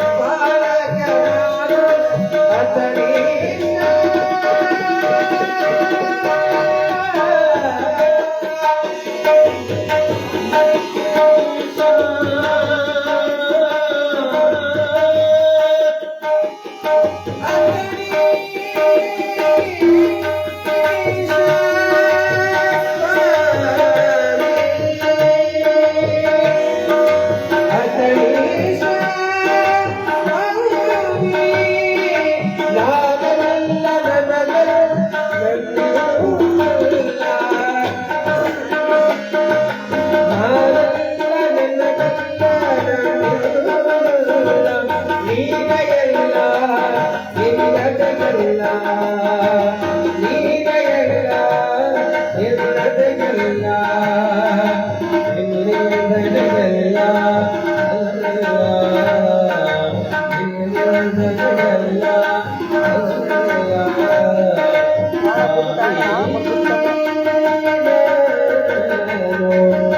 ಉಪದೇಶಕಲ್ಲ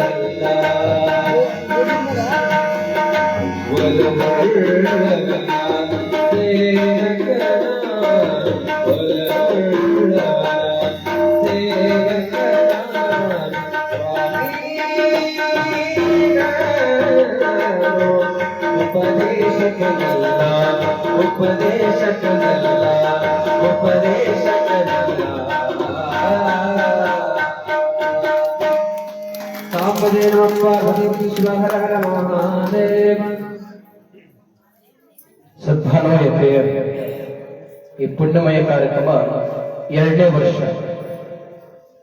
ನಮ್ಮ ಅಜ್ಜರ ಗುರುಗಳು ಹೇಳಿದಂಗ 1 ವರ್ಷಕ್ಕೆ ಒಂದೇ ಸರಿ ಒಂದು ಗ್ರಾಮಕ್ಕೆ ಹೋಗೋದು ವಿಶೇಷ.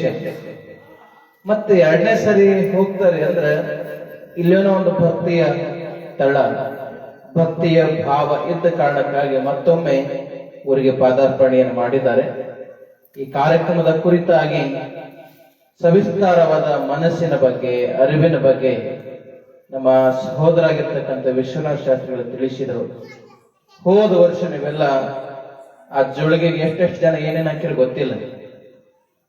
ಕೆಲವರು ಪಾದ ಪೂಜೆ ಕರ್ಕೊಂಡು ಹೋಗಿ ಕಾಣಿಕೆ ಹಾಕಿರಿ, ಕೆಲವರು ಯಾರೋ ನಮ್ಮ ಸ್ವಾಮಿಗಳಿಗೆ ಹಚ್ಚಿದ್ ಇಲ್ರಿ, ಕೆಲವರು ದುಶ್ಚಟ ಮಾಡೋಂಗಿಲ್ಲ ಅಂತ ಅನ್ಕೊಂಡು ಜೋಳಿಗೆ ಹಾಕ್ತವ್ರು, ಇವತ್ತಿನವ್ರಿಗೆ ಮುಟ್ಟಿಲ್ಲ ಅಂತ ಒಬ್ಬರಿಬ್ಬರ ಬಗ್ಗೆ ಹೇಳಿದ್ರು.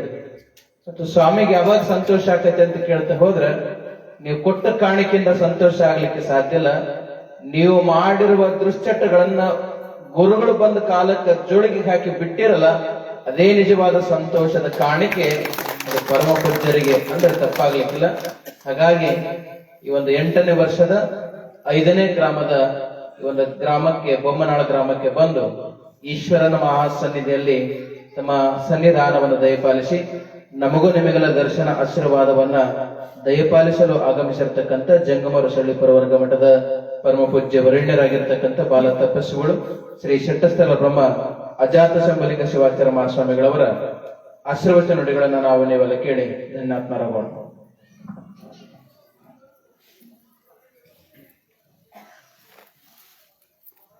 या देवी सर्वभूतेषु शक्तिरूपेण संस्थिता नमस्तस्यै नमस्तस्यै नमस्तस्यै नमो नमः. जय मंगलम जय नमः पार्वती पति शिव हर हर. बैटरी का बटवालेल्लारू मैं जोराई जय करा करे. सांबदय नमः पार्वती श्रीमद जगत गुरु पंचाचार्य महाराज की जय. गुरु पट्टाधीश्वर अखंड परशिव मूर्ति शिवाचार्य महाराज की जय. श्री गुरु सिद्धलिंगेश्वर महाराज की जय. श्री कोट्टूर बसवेश्वर स्वामी महाराज की जय. जय मंगलम जय नमः पार्वती पति शिव हर हर महादेव. ಆರಂಭದಲ್ಲಿ ದಯಾಗಣ ಗುರು ಪಟ್ಟದ ಸ್ವಾಮಿಯನ್ನ, ಗುರು ಅಖಂಡ ಪರಶಿವಮೂರ್ತಿ ಶಿವಾಚಾರ್ಯ ಸ್ವಾಮಿಯನ್ನ ಎನ್ನ ಹೃದಯ ಮಂದಿರದಲ್ಲಿ ಸ್ಮರಿಸಿಕೊಂಡು ಧ್ಯಾನಿಸಿಕೊಂಡು ಬೊಮ್ಮನಹಾಳು ಗ್ರಾಮದ ಆರಾಧ್ಯ ದೇವರಾಗಿರುವಂತಹ ಶ್ರೀ ಕೊಟ್ಟೂರು ಬಸವೇಶ್ವರ ಸ್ವಾಮಿಯ ಸನ್ನಿಧಾನಕ್ಕೆ ಭಕ್ತಿ ಪೂರ್ವಕವಾಗಿ ನಮಸ್ಕರಿಸಿ, ಜಂಗಮರಸಳ್ಳಿ ಶ್ರೀ ಪ್ರವರ್ಗ ಮಠದ ಗುರುಪಟ್ಟದ ಸ್ವಾಮಿಯ ಜಾತ್ರಾ ಮಹೋತ್ಸವದ ಅಂಗವಾಗಿ 8ನೇ ವರ್ಷದ ದುಶ್ಚಟಗಳ ಭಿಕ್ಷಾಟನೆ ಸದ್ಗುಣಗಳ ದೀಕ್ಷೆ ಕಾರ್ಯಕ್ರಮದ 5ನೇ ಗ್ರಾಮವಾಗಿರುವಂತಹ ಬೊಮ್ಮನಳ ಗ್ರಾಮದಲ್ಲಿ ನಡೀತಾ ಇರುವಂತಹ ಈ ಸದ್ಭಾವ ಯಾತ್ರೆಯ ಕಾರ್ಯಕ್ರಮದಲ್ಲಿ ತಮ್ಮದೇ ಆಗಿರುವಂತಹ ಸೇವೆಯನ್ನ ನೀಡಿರುವಂತಹ ಆತ್ಮೀಯ ಗರಬದಿನ್ನಿ ಮತ್ತು ಶ್ರೀಧರಗಟ್ಟೆಯ ವೇದಮೂರ್ತಿ ದೊಡ್ಡಬಸಯ್ಯ ಶಾಸ್ತ್ರಿಗಳವರೇ, ಸೋಮನಹಳ್ಳಿನ ವೇದಮೂರ್ತಿ ಸಿದ್ದರಾಮ ಶಾಸ್ತ್ರಿಗಳವರೇ, ತೆಕ್ಕಲಕೋಟೆ ಕಂಬಾಳಿ ಮಠದ ವಿಶ್ವನಾಥ ಶಾಸ್ತ್ರಿಗಳವರೇ, ಈ ಗ್ರಾಮದ ಮಠಸ್ಥರಾಗಿರುವಂತಹ ವೇದಮೂರ್ತಿ ಚಂದ್ರಶೇಖರ ಶಾಸ್ತ್ರಿಗಳವರೇ, ಹತ್ತೆ ಬೆಳಗಲಿಂದ ಬಂದಿರುವಂತಹ ವಿಶ್ವನಾಥ ಸ್ವಾಮಿಯವರೇ, ರೇವಂತ ಸ್ವಾಮಿಯವರೇ,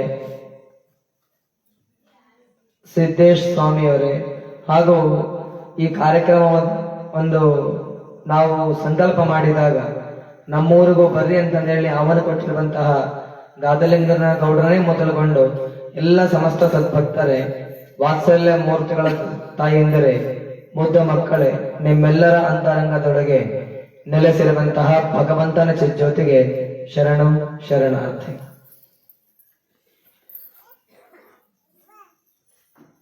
ಒಮ್ಮೆ ಒಂದು ಟೇಬಲ್ ಮೇಲೆ ಹೆಂಡತಿ ಫೋನ್ ಇಟ್ಟಿರ್ತಾಳ. ಫೋನ್ ಇಟ್ಟದಾಗ ಸ್ವಲ್ಪ ಜೋರದ ಶಬ್ದ ಬರ್ತವೆ, ವೈಬ್ರೇಷನ್ ಇಟ್ಟಿರ್ತಾಳೆ. ಜೋರದ ಶಬ್ದ ಬರ್ತದೆ. ಗಂಡ ಸ್ನಾನ ಮಾಡಿಕೊಂಡು ಈ ಹಾಲಿಗೆ ಬರ್ತಾನ, ಚಾರ್ಜಿಂಗ್ ಇಟ್ಟಂತಹ ಸ್ಥಳದಲ್ಲಿ ಬರ್ತಾನ. ಹೆಂಡತಿ ಅಡಿಗೆ ಮನೆಯೊಳಗೆ ಅಡಿಗೆ ಮಾಡ್ತಾ ಇರ್ತಾಳ. ಆಗ ಗಂಡ ಏನೋ ಶಬ್ದ ಬರುತ್ತಲ್ಲ ಅಂತ ಹೋಗಿ ನೋಡ್ತಾನ. ನೋಡಿ ಹೆಂಡತಿ ಮೇಲೆ ಸಿಟ್ಟಾಗಿ ಹೋಗಿ ಹೆಂಡತಿಗೆ ಹೇಳ್ದೆ ಕೇಳದೆ ದನ್ ದನ್ ದನ್ ಅಂತ ಬಡಿತಾನ. ಏನ್ ಮಾಡ್ತಾನ? ಬಡಿತಾನ. ಹೆಂಡತಿ ಕೇಳ್ತಾಳ, ಅಲ್ರಿ ಯಾಕೆ ಬಡಿತೀರಿ? ಬಡಿಯೋದಕ್ಕೆ ಕಾರಣ ಏನು? ಅಂತಹ ತಪ್ಪು ನಾನು ಏನ್ ಮಾಡಿದ ಸ್ವಲ್ಪ ಹೇಳ್ರಿ ಅಂತ ಹೆಂಡತಿ ಕೇಳ್ತಾಳ. ನೋಡು, ನೀನ್ ಯಾರೋ ಜೊತೆಗೆ ಚಾಟಿಂಗ್ ಮೆಸೇಜ್ ಮಾಡ್ತಾ ಇದ್ದೀಗಿ, ಇದರಲ್ಲಿ ಬ್ಯೂಟಿಫುಲ್ ಬಂದತಿ ನೋಡು ಅಂತ ಹೆಂಡತಿ ತೋರಿಸಿದ್ ನಾನು. ಅವಾಗ ಹೆಂಡತಿ ಕೊಡ್ರಿ ಫೋನ್ ಅಂತ ತಗೊಂಡು ನೋಡಿ ಆಕೆ ಬಳೆ ಏರಿಸಿ ಸೆರಗು ಸೊಂಟು ಕಟ್ಟಿಕೊಂಡು ಗಂಡ ರಮ್ ರಮ್ ರಮ್ ಬಿಟ್ಲಂತ. ನೀನ್ಯಾಕ ನನ್ನ ಬಡಿತಿ ಗಂಡನ? ಕೊಡಿ, ಅದು ಬ್ಯೂಟಿಫುಲ್ ಅಲ್ಲ, ಬ್ಯಾಟ್ರಿ ಫುಲ್ ಅಂತಂದು ಹೇಳಿದಾರೆ. ಹಂಗ ನಮ್ಮೆಲ್ಲರದು ಬ್ಯಾಟ್ರಿ ಇವಾಗ ಕರೆಂಟ್ ಹೋಗೋದು ಬರೋದು. ನಮ್ ಬ್ಯಾಟ್ರಿ ಲೋ ಆಗೈತೆ. ಆದ್ರೆ ನಮ್ಮೆಲ್ಲರ ಬ್ಯಾಟ್ರಿ ಲೋ ಆದ್ರೂ ಸಹಿತ ಹೃದಯದೊಳಗ ಭಕ್ತಿ ಎಂಬಂತಹ ಬೆಳಕು ಆ ಬ್ಯಾಟ್ರಿ ಫುಲ್ ಆಗಿದೆ ಎನ್ನುವಂತಹ ಮಾತನ್ನ ಈ ಸಂದರ್ಭದಲ್ಲಿ ಹೇಳಲಿಕ್ಕೆ ಬಹಳಷ್ಟು ಖುಷಿ ಆಗ್ತಾ ಇದೆ. ನಮ್ಮ ಕಲಾವಿದರು ಹೇಳಿದ ಹಾಗೆ ಮಠದ ಜಾತ್ರಾ ಮಹೋತ್ಸವದ ಅಂಗವಾಗಿ ಪ್ರತಿ ವರ್ಷ 11 ಹಳ್ಳಿಗಳನ್ನು ಆಯ್ಕೆ ಮಾಡಿಕೊಂಡು ದುಶ್ಚಟಗಳ ಭಿಕ್ಷಾಟನೆ ಮಾಡ್ತಾ ಸದ್ಗುಣಗಳ ದೀಕ್ಷೆ ಮಾಡ್ತಾ 8 ವರ್ಷಕ್ಕೆ ಪಾದಾರ್ಪಣೆ ಮಾಡಿದೆ. ಒಂದು ವರ್ಷ ಒಂದು ಹಳ್ಳಿಗೆ ಹೋದ್ರೆ ಮತ್ತೊಂದು ವರ್ಷ ಮತ್ತೊಂದು ಹಳ್ಳಿಗೆ ಹೋಗಂಗಿಲ್ಲ. ಬೇರೆ ಬೇರೆ ಹಳ್ಳಿಗೆ ಹೋಗಿ ಅಲ್ಲಿ ಸದ್ಗುಣಗಳನ್ನ ಕಲಿಸುವಂತಹದ್ದು, ದುಶ್ಚಟಗಳನ್ನ ಬಿಡಿಸುವಂತಹದ್ದು, ಧರ್ಮ ಜಾಗೃತಿಯನ್ನು ಮೂಡಿಸುವಂತಹದ್ದು, ನಮ್ಮ ಹಿಂದುತ್ವದ ಧಾರ್ಮಿಕತೆಯನ್ನು ಮೂಡಿಸುವಂತಹ ಈ ಎಲ್ಲ ಧಾರ್ಮಿಕ ಕಾರ್ಯಗಳನ್ನು ಮಾಡ್ಕೊಂಡು ಬರ್ತಾ ಇದೆ. ಆದ್ರೆ ನಮಗೆ ಗೊತ್ತಾಗ್ತಾ ಇಲ್ಲ ಯಾಕೆ ನಾವು ಮತ್ತೆ ಬೊಮ್ಮನಹಳ್ಳಿ ಬಂದೀವಂತ. ಆದ್ರೆ ಒಬ್ಬ ವ್ಯಕ್ತಿ ಏನಾದ್ರು ನಡ್ಕೊಂಡು ಹೋಗ್ತಾ ಇರಬೇಕಾರ ಅಥವಾ ಕೆಲಸ ಮಾಡ್ತಾ ಇರೋ ಕಾಲಕ್ಕೆ ಅವನಂತಾನ, ನನಗೆ ಗೊತ್ತೇ ಇಲ್ಲ, ನನಗೆ ಗೊತ್ತಲ್ಲ, ನಾನು ಈ ಊರಿಗೆ ಬಂದೀನಿ, ನನಗೆ ಗೊತ್ತೇ ಆಗ್ಲಿಲ್ಲ, ನನಗೆ ಗೊತ್ತಲ್ಲ, ನಾನು ಎಲ್ಲೋ ಹೋಗಿನಿ, ನನಗೆ ಗೊತ್ತಾಗ್ಲಿಲ್ಲ ನಾನು ಏನೋ ಕೆಲಸ ಮಾಡಿ ಅಂತ ಹೇಳ್ತಾರಲ್ಲ. ಅವಾಗ ಏನಂತಾರ, ಇವನಿಗೆ ಎತ್ತಾಗ ಹೋಗ್ತಾನಂದ್ರೆ ಮೈಗೆ ದೇವ್ ಬಂದತ್ ಅಂತಾರಿಲ್ಲ. ನಿಮ್ಮವ್ರಿಗೆ ಅಂತಾರಿಲ್ಲ, ನಿಮ್ಮವ್ರ ದೇವುಗಳಿಲ್ಲ ಅನ್ಸುತ್ತೆ. ದೇವ್ ಬಂದತ್ತಂತ ಹೇಳ್ತಾರ. ಯಾಕ? ಇವನು ಏನೇನೋ ಮಾಡ್ತಾನಪ್ಪ, ನೀವು ಸ್ವಲ್ಪ ಹೋಗಿ ಒಂದು ಶ್ರೀಮಂತ ಕಡಿಸಂಬ ಅಂತ ಹೇಳ್ತಾರ. ಬಹುಶಃ ಅದಕ್ಕೆ ನಾವು ಸಹಿತ ನಿಮ್ಮೂರಿಗೆ ಬಂದೀವಂದ್ರೆ ಬರ್ಬೇಕಂತ ಇಚ್ಛೆ ಅನ್ನೋದಕ್ಕೇನ ನಾವು ಬರ್ಬೇಕಂತ ಇಚ್ಛೆ ಇದ್ರೆ ಸಹಿತ 1 ವರ್ಷ ಹೋದಂತ ಹಳ್ಳಿ ಮತ್ತೊಂದು ವರ್ಷ ಬರಂಗಿಲ್ಲ. ಆದ್ರೆ ಯಾಕೆ ಬಂದೀವಂತ ನಮಗೆ ಗೊತ್ತಾಗ್ತಿಲ್ಲ. ಬಹುಶಃ ನಮಗೂ ಸಹಿತ ಒಂದು ಹುಚ್ಚು ದೇವ್ ಹಿಡದತೆ. ಯಾವ ದೇವಪ್ಪ ಅಂದ್ರೆ ಬೊಮ್ಮನಹಳ್ಳಿ ಗ್ರಾಮದಲ್ಲಿ ಭಕ್ತರೆಂಬರಿದ್ದಾರೆ, ಆ ಭಕ್ತರ ದೇವ್ ಹಿಡದತೆ ಅಂದ್ರೆ ನಾವು ಈ ಕಾರ್ಯಕ್ರಮ ಬಂದಿದ್ದೀವಿ. ನಾವು ಜೀವನದಲ್ಲಿ ಹೇಗ್ ಬಳತೀವೋ, ಹೇಗ್ ಜೀವನ ಮಾಡ್ತೀವೋ, ಹೆಂಗ ನಾವು ಜೀವನವನ್ನ ಅನುಭವಿಸ್ತೀವಿ ನಮಗೆ ಗೊತ್ತಿಲ್ಲ. ಆದ್ರೆ ನಮ್ಮ ಜೀವನದಲ್ಲಿ ಏನ್ ಮಾಡ್ಬೇಕಂದ್ರೆ ಒಂದು ಒಳ್ಳೆಯ ಧಾರ್ಮಿಕ ಕಾರ್ಯಕ್ರಮಗಳು ಪುರಾಣ ಪ್ರವಚನ ಕಾರ್ಯಕ್ರಮಗಳು, ಗುರುಗಳು, ಹಿರಿಯರು, ಸಂತರು, ಸಾಧುಗಳು ಹೇಳುವಂತಹ ಧರ್ಮದ ವಿಚಾರಗಳು, ದೈವದ ವಿಚಾರಗಳೆಲ್ಲ ಎಲ್ಲಿ ಕೇಳುತ್ತಾರಲ್ಲ, ಎಲ್ಲಿ ಹೇಳ್ತಾರಲ್ಲ, ನಾವೆಲ್ಲ ಅಲ್ಲೆಲ್ಲ ಹೋಗಿ ಕೇಳಬೇಕು. ಯಾಕ ಕೇಳಬೇಕಂದ್ರೆ, ಒಮ್ಮೆ ಏನಾಯ್ತು, ಬುದ್ಧನ ಹತ್ತಿರ ಒಬ್ಬ ಆಮ್ರಪಾಲಿ ಅಂತ ಒಬ್ಬ ಹೆಣ್ಮಗಳು ಬರ್ತಾಳ. ನರ್ತಕಿ ಆಕೆ, ಭರತನಾಟ್ಯ ಮಾಡುವಂತಹ ನರ್ತಕಿ ಆಮ್ರಪಾಲಿ ಎನ್ನುವಂತ ಹೆಣ್ಣುಮಗಳು. ಬುದ್ಧನ ಹತ್ರ ಬಂದು ಹೇಳ್ತಾಳ, ನೀವೆಲ್ಲ ಯಾಕೆ ಬಂದಿರಿ? ಜಂಗಮರಸಳ್ಳಿ ಗುರುಗಳು ಬರ್ತಾರಂತ ನೀವೆಲ್ಲ ಹೆಂಗ್ ಬಂದಿರೋ? ಹಂಗೆ ಅದೇ ರೀತಿ ಸಾವಿರಾರು ಜನ ಬಂದಿರ್ತಾರೆ. ಗೌತಮ ಬುದ್ಧ ಹೇಳುವಂತ ಮಾತನ್ನ ಕೇಳೋದಕ್ಕೆ ಬಂದಿರ್ತಾರೆ. ಅವಾಗ ಆಮ್ರಪಾಲಿ ಬಂದು ಕೂತ್ಕೊಂಡಾಗ, ಗುರುಗಳೇ ನಮಸ್ಕಾರ ಅಂತ ಹೇಳ್ತಾರೆ. ಗುರುಗಳು ನಮಸ್ಕಾರ, ಕೂತ್ಕೋ, ಶರಣಾರ್ಥಿ. ಆಗ ಆಮ್ರಪಾಲಿ ಕೇಳ್ತಾಳ, ಚಲೋ ಕೇಳಿದೆ. ಆಮ್ರಪಾಲಿ ಆಕಿ ಬಂದು ಹೇಳ್ತಾಳ, ಗುರುಗಳೇ ನನ್ನ ಜೀವನದಲ್ಲಿ ಸಾವಿರಾರು ತಪ್ಪುಗಳ ಮಾಡಿ. ಎಂತ ತಪ್ಪುಗಳ ಮಾಡಿ? ನಾನು ಎಷ್ಟೋ ಜನ ಯುವಕರ ಮನಸ್ಸನ್ನು ಕೆಡಿಸಿಬಿಟ್ಟಿದ್ದೆ. ಎಷ್ಟೋ ಜನ ಗಂಡು ಮಕ್ಕಳ ಯುವಕರ ಮನಸ್ಸನ್ನ ಹದಗೆಡಿಸೀನಿ. ಎಷ್ಟೋ ತಪ್ಪುಗಳನ್ನ ಮಾಡೀನಿ. ನನಗ ಪಾಪದಿಂದ ಮುಕ್ತಿ ಹೊಂದಲಿಕ್ಕೆ ಯಾವ್ದಾದ್ರು ಒಂದು ಮಾರ್ಗ ಹೇಳ್ರಿ ಅಂತ ಆ ಗೌತಮ ಬುದ್ಧನನ್ನ ಆಮ್ರಪಾಲಿ ಕೇಳ್ತಾರೆ. ಆಗ ಆಮ್ರಪಾಲಿ ಕೇಳಿದಂತ ಪ್ರಶ್ನೆಗೆ ಗೌತಮ ಬುದ್ಧ ಅಂತ, ನೀ ಸುಮ್ನೆ ಕೂತ್ಕೋ. ಸರಿ ಕೂತ್ಕೊಂಡು ಹಿಂಗ ಒಂದಿನ 2 ದಿನ ಅಲ್ಲ, 1 ವಾರ ಆಯ್ತು. ಈಕೆ ಬರೋದು, ನಾನು ಮಾಡಿದಂತ ಪಾಪಕ್ಕ ಪ್ರಾಯಶ್ಚಿತ್ತ ಕೊಡ್ರಿ ಅಂತ ಕೇಳೋದು. ಅವಾಗ ಕೇಳಿದಂತ ಪ್ರಶ್ನೆಗೆ ಗೌತಮ ಬುದ್ಧ, ನೀ ಸುಮ್ನೆ ಕೂತ್ಕೋ. 1 ವಾರ ಸಿಟ್ಟು ಬಂದ ಕೇಳಿದ, ಅಲ್ರಿ ಗುರುಗಳೇ, ಪ್ರತಿದಿನ ಬರ್ತೀನಿ ಕೂತ್ಕೋ ಅಂತ ಹೇಳ್ತೀರಿ, ಯಾಕ ನನಗೆ ಮಾಡಿದಂತಹ ಪಾಪಕ್ಕೆ ಪ್ರಾಯಶ್ಚಿತ್ತ ಮಾರ್ಗ ಹೇಳ್ರಿ ಅಂದ್ರೆ ಬರೀ ಕೂತ್ಕೋ ಅಂತ ಹೇಳ್ತೀರಲ್ಲ, ಸ್ವಲ್ಪ ಒಂದಿಷ್ಟು ಪರಿಹಾರ ಹೇಳ್ರಿ ಅಂದಾಗ ಅವಾಗ ಗೌತಮ ಬುದ್ಧ ಹೇಳ್ದ, ನೋಡವ, ಒಂದು ರಾಡಿ ನೀರು ಇರ್ತದೆ. ಆ ರಾಡಿ ನೀರು ನಾವು ಎಲ್ಲಿ ತನಕ ಕುಲುಕಿಸ್ತಾ ಇರ್ತೇವೋ, ಕೈ ಆಡಿಸ್ತಾ ಇರ್ತೇವೋ, ಅಲ್ಲಿ ತನಕ ಹೊಲಸಾಗಿ ಇರ್ತದೆ. ಆ ಹೊಲಸು ಕೆಳಗೆ ಹೋಗಿ ಅದರಲ್ಲಿ ಸ್ವಚ್ಛವಾದ ನೀರು ಬರಬೇಕಂದ್ರೆ ತಾಳ್ಬೇಕು.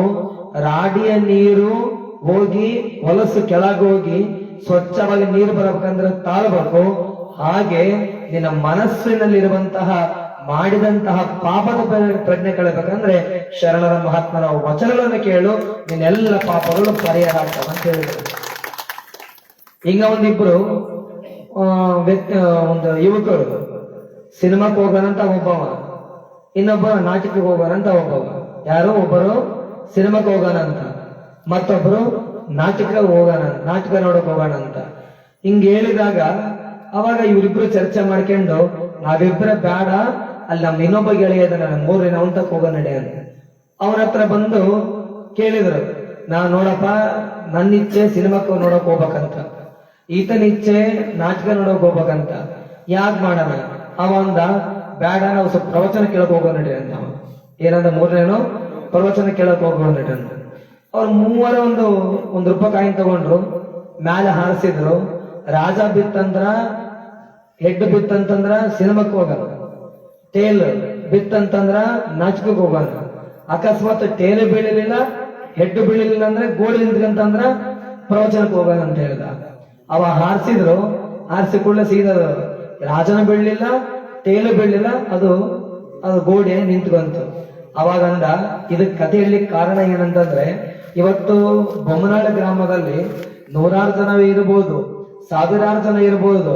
ಅವರ ಕೆಲವೊಬ್ರು ನಾಟಕ ನೋಡಕ್ ಹೋಗ್ಬೋದು, ಕೆಲವೊಬ್ರು ಸಿನಿಮಾ ನೋಡಕ್ ಹೋಗ್ಬೋದು. ಆದ್ರೆ ಧಾರ್ಮಿಕ ದೈವದ ಗುರುಗಳ ಸದ್ಭಾವ ಯಾತ್ರೆ ಕಾರ್ಯಕ್ರಮದಲ್ಲಿ ನೀವೆಲ್ಲ ಬಂದಿರಲ್ಲ, ನೀವೆಲ್ಲರೂ ಅದು ಬೋರ್ಡ್ ಇದ್ದಂಗ ನಿಂತುಕೊಂಡಾಗ ಎನ್ನುವಂತಹ ಮಾತನ್ನ ಈ ಸಂದರ್ಭದಲ್ಲಿ ಹೇಳಲಿಕ್ಕೆ ನಾವು ಬಯಸ್ತೇವೆ. ಇವತ್ತು ನಮ್ಮೆಲ್ಲರ ಮನಸ್ಸು ಹೇಗಾಗಿದೆಯಪ್ಪ ಅಂದ್ರೆ ಬಹಳ ಹೊಲಸಾಗಿದೆ. ಎಷ್ಟರ ಮಟ್ಟ ಹೊಲಸಂದ್ರೆ ರಿನ್ ಹಾಕಿದ್ರು ಸ್ವಚ್ಛ ಆಗಲ್ಲ, ಹಾಗೆ ಸರ್ಫೆಕ್ಷಲ್ ಹಾಕಿದ್ರು ಸ್ವಚ್ಛ ಆಗಲ್ಲ. ಘಮ ಅನ್ನೋದಕ್ಕಿಂತ ಏನಾಗ್ತಾರಲ್ಲ, ಶಾಂಪು ಇದ್ದಂಗೆ ಏನಂತಾರಲ್ಲ, ಯಾವುದು ಕಂಫರ್ಟ್ ನಮಗೆ ಗೊತ್ತಿಲ್ಲ, ಲೈಫಿಗೆ ಕಂಫರ್ಟ್ ಐತಿಲ್ಲ ಗೊತ್ತಿಲ್ಲ, ಆದ್ರೆ ಬಟ್ಟೆ ಮಾತ್ರ ಕಂಫರ್ಟ್ ಬೇಕಾದ್ರು. ಆ ಕಂಫರ್ಟ್ ಹಾಕ್ತಿವಲ್ಲ, ಆ ಕಂಫರ್ಟ್ ಹಾಕಿದ್ರು ಮನಸ್ಸು ಸ್ವಚ್ಛ ಆಗಲ್ಲ. ಹಾಗಾದ್ರೆ ಕಂಫರ್ಟ್ ಹಾಕಿದ್ರು ಸ್ವಚ್ಛ ಆಗಲ್ಲ, ಅದೇ ರಿನ್ನ ಸೊಪ್ಪಾಕಿ ತಿಕ್ಕಿದ್ರು ಸ್ವಚ್ಛ ಆಗಲ್ಲ. ಅಥವಾ ಮೈಸೂರು ಸ್ಯಾಂಡಲ್ ಹಾಕಿ ತಿಕ್ಕಿದ್ರು ಸ್ವಚ್ಛ ಆಗಲ್ಲ. ಮತ್ತೆ ಹಾಗಾದ್ರೆ ಹೆಂಗ್ ಸ್ವಚ್ಛ ಆಗ್ತದೆ? ಮನುಷ್ಯರ ಮನಸ್ಸು ಸ್ವಚ್ಛ ಆಗ್ಬೇಕಂದ್ರೆ ಒಳ್ಳೆಯ ಗುರುಗಳು ಹೇಳುವಂತಹ ನೀತಿಯ ಮಾರ್ಗಗಳನ್ನ ಕೇಳಿದಾಗ, ಸತ್ಯದ ಮಾರ್ಗಗಳನ್ನ ಕೇಳಿದಾಗ, ಧರ್ಮದ ವಚನಗಳ ಮಾತನ್ನ ಕೇಳಿದಾಗ ಮಾತ್ರ ಮನಸ್ಸು ಸ್ವಚ್ಛ ಆಗ್ತದೆ. ಆಗ ಅಂತಹ ಮನಸ್ಸು ಬಹಳ ದುರ್ಲಭ ಆಗಿದೆ ಇವತ್ತು. ಒಬ್ಬೊಬ್ಬರ ಮನಸ್ಸು ಒಂದೊಂದು. ಇವತ್ತು ನೀವೆಲ್ಲ ಬಂದಿರಲ್ಲ, ಒಂದ್ 200-300 ಜನ ಜನ ಅಂತ ಹೇಳ್ರಿ. 300 ಜನ ಮನಸ್ಸು ಇಲ್ಲಿಲ್ಲ. ಕೆಲವರ ಮನಸ್ಸು ಹಂಗಿದೆ, ನಮ್ಮ ಯುವಕರ ಮನಸ್ಸು ಹಂಗಿದೆ, ಹೋಗಿ ಕ್ರಿಕೆಟ್ ನೋಡಕ್ ಹೋಗೋಣ ಅಂತ ಕೆಲವೊಬ್ರು. ನಮ್ಮ ತಾಯಂದ್ರ ಬಳಗ ಇವತ್ತು ಸೀರಿಯಲ್ ಬಿಟ್ಟು ಬಂದಿನಿ, ಅದ್ರೊಳಗೆ ಏನಾಯ್ತು, ಕಂತನ್ ಶೂಟ್ ಮಾಡಿದ್ನೋ ಇಲ್ಲೋ, ಅವನು ಗಂಡ ಬಂದು ಹೊಡೋದ್ನೋ ಇಲ್ಲೋ, ಇನ್ನೊಬ್ಬ ಕುತ್ತಿಗೆ ಜಿಗಿದ್ನೋ ಇಲ್ಲೋ, ತಲೆಗೆ ಹಾಕಿ ದಿಂಬಾಕಿ ಕೊಲ್ಲಿದ್ನೋ ಇಲ್ಲೋ, ಇಂಥ ಕೆಲವೊಬ್ಬರು. ನಮ್ಮ ತಂದೆ ಬಳಗದವರು ಸ್ವಲ್ಪ ನಾವು ಒಂದು ಕಟ್ಟೆ ಕುಂತ ಏನಾದ್ರು ಮಾತಾಡ್ತಿದ್ವಿ. ಇವತ್ತಿನ ಊರ ಬೊಮ್ಮನೊಳಗೆ ಏನಾಗೈತೆ, ಯಾರು ಬಂದಾರ ಯಾರಿಲ್ಲ ಅಂದಿಷ್ಟು ಇವರೆಲ್ಲರದು. ಇನ್ನ ಕೆಲವೊಬ್ರದು ಅಡಿಗೆ ಮನೆಗೆ ಹೋಗಿರ್ತದೆ, ತಾತ್ಪರ್ಯನ ಹೇಳ್ತಾರಪ್ಪ ಮನೆಗೂ ಅಡಿಗೆ ಮಾಡ್ಬೇಕಲ್ಲ. ಇನ್ನ ಕೆಲವೊಬ್ರದು ಹಿಂಗ ಒಬ್ಬೊಬ್ಬರು ಒಂದೊಂದು ಮನಸ್ಸು ಚಂಚಲ. ಆ ಮನಸ್ಸನ್ನ ಬಹುಶಃ ತಪ್ಪು ಮಾಡಿದಾಗ ವ್ಯಕ್ತಿಯನ್ನ ಹಿಡಿದು ಸೆಂಟ್ರಲ್ ಜೈಲ್ ಆಗ್ಬೋದು, ಆದ್ರೆ ಮನಸ್ಸನ್ನು ಹಿಡಿಯೋದಕ್ಕೆ ಯಾವ ಸೆಂಟ್ರಲ್ ಜೈಲು ಇಲ್ಲ. ಆ ಮನಸ್ಸನ್ನು ಹಿಡಿಬೇಕಂದ್ರೆ ಸೆಂಟ್ರಲ್ ಜೈಲ್ ಯಾವ್ದಪ್ಪ ಅಂದ್ರೆ ಮಹಾತ್ಮರ ಹಿತನುಡಿಗಳೇ ಸೆಂಟ್ರಲ್ ಜೈಲ್. ಅವೆಲ್ಲ ಮಹಾತ್ಮರ ಹಿತನುಡಿಗಳೇ ಸೆಂಟ್ರಲ್ ಜೈಲು. ಅಂತಹ ಒಳ್ಳೆಯ ಮಾತುಗಳು ನಾವೆಲ್ಲ ಕೇಳಬೇಕು. ಹಾಗಾಗಿ ಒಂದು ಸಣ್ಣ ಉದಾಹರಣೆ ಏನಂದ್ರೆ, ಒಮ್ಮೆ ಏನಾಗಿತ್ತು, ಒಬ್ಬ ವ್ಯಕ್ತಿ ಬೇಟೆ ಆಡ್ಬೇಕಂತ ಕಾಡಿಗೆ ಹೋದ. ಎಲ್ಲಿಗೆ ಹೋದ? ಬೇಟೆ ಆಡ್ಬೇಕಂತ ಕಾಡಿಗೆ ಹೋದ. ಕಾಡಿಗೆ ಹೋದಂತಹ ಆ ವ್ಯಕ್ತಿ ಅಲ್ಲಿ ಒಂದು ಸಣ್ಣ ಸರೋವರದ ಹತ್ತಿರ ಒಂದು ಸಣ್ಣ ಒಂದು ದೊಡ್ಡ ಮರ. ಆ ಮರದ ಹತ್ತಿರ ಸರೋವರದಲ್ಲಿ ದೊಡ್ಡ ಮೀನು ಇರ್ತದೆ. ಆ ಮರದ ಮೇಲ್ಗಡೆ ನವಿಲು ಕೂತ್ಕೊಂಡಿರ್ತದೆ. ಅದರಿಬ್ರು ಫ್ರೆಂಡ್ಶಿಪ್ ಅನ್ನ, ಗೆಳೆತನವನ್ನ ಮಾಡ್ತಿರ್ತಾವ. ಆಗ ಆ ನವಿಲು ಮತ್ತೆ ಮೀನು ಎರಡು ಮಾತಾಡ್ತಾ ಇರ್ತಾವ. ಈ ಬೇಟೆಗಾರ ಹೋಗಿ ಆ ನವಿಲಿಗೆ ಗುರಿ ಇಟ್ಟು ಬಾಣ ಹೊಡೆಯಕ್ ಹೋಗ್ತಾನ. ಆಗ ಮೀನ್ ಹೇಳ್ತದೆ, ಏ ಮಾರಾಯ, ಏ ಮಾನವ, ನೀನು ನಾನು ಮತ್ತೆ ಆ ನವಿಲು ಗೆಳೆಯರು ನಮ್ಮಿಬ್ಬರನ್ನ ಅಗಲಿಸ್ಬೇಡ, ದೂರ ಮಾಡಬೇಡ. ಹಾಗಾಗಿ ನನಗೆ ನೀನ್ ಏನ್ ಮಾಡ್ಬೇಕಪ್ಪ ಅಂದ್ರೆ ಇಬ್ರು ಫ್ರೆಂಡ್ಶಿಪ್ ಅನ್ನ ಉಳಿಸ್ಬೇಕು. ನಿನಗೇನ್ ಬೇಕು? ಆ ನವಿಲು ಬಿಟ್ರೆ ಸಾಕು, ನಾನು ನಿನಗೆ ಈ ಸರೋವರದ ಒಳಗಿರುವಂತಹ ಸುಂದರವಾಗಿರುವಂತಹ ರತ್ನವನ್ನ ತಂದು ಕೊಡ್ತೀನಿ ಅಂತ ಹೇಳಿದ.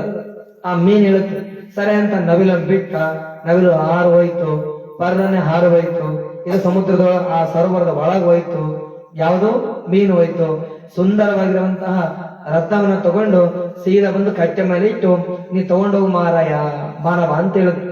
ಈ ಕಾಡಿನ ಬೇಟೆಯಾಡುವಂತಹ ಬೇಟೆಗಾರ ಆ ರತ್ನ ತಗೊಂಡ, ಅಕ್ಕ ಸಾಲಿಗಿನ ಮನೆಗೆ ಹೋದ. ಬಹಳ ಬೆಲೆ ಬಾಳುವಂತಹ ವಜ್ರ ಇದು ಬೆಲೆ ಬಾಳುವಂತಹ ಮುತ್ತು ರತ್ನ, ಇದು ಬಹಳ ಬೆಲೆ ಬಾಳುತ್ತದೆ. ಇಂತಹ ರತ್ನ ನಾನೆಲ್ಲ ನೋಡಿಲ್ಲ, ಇನ್ನೊಂದು ರತ್ನ ತಗೊಂಡು ಬಾ ಅಂತ ಹೇಳ್ದವ. ಯಾರು ಹೇಳಿದ್ರು? ಅಕ್ಕ ಸಾಲಿಗೆ ಹೇಳ್ದ. ಸರಿ ಅಂತ ಈತ ಮತ್ತೆ ವಾಪಸ್ ಹೋದಾಗ ಅದೇ ಸರೋವರದ ಹತ್ತಿರ ಹೋಗಿ ಆ ಮೀನನ್ನ ಕರೆದ. ಮತ್ಸರಾಯ, ನಾನು ಮಾನವ ಬಂದಿನ ಹೊರಗ್ ಬಂತು ಮೀನು. ಸ್ವಲ್ಪ ಮಕ್ಕ ಹೊರಗೆ ಹಾಕಿ ನೋಡಿತು. ಅವಾಗ ಮೀನ್ ಕೇಳುದು, ಏನಪ್ಪಾ ಬಂದಿ?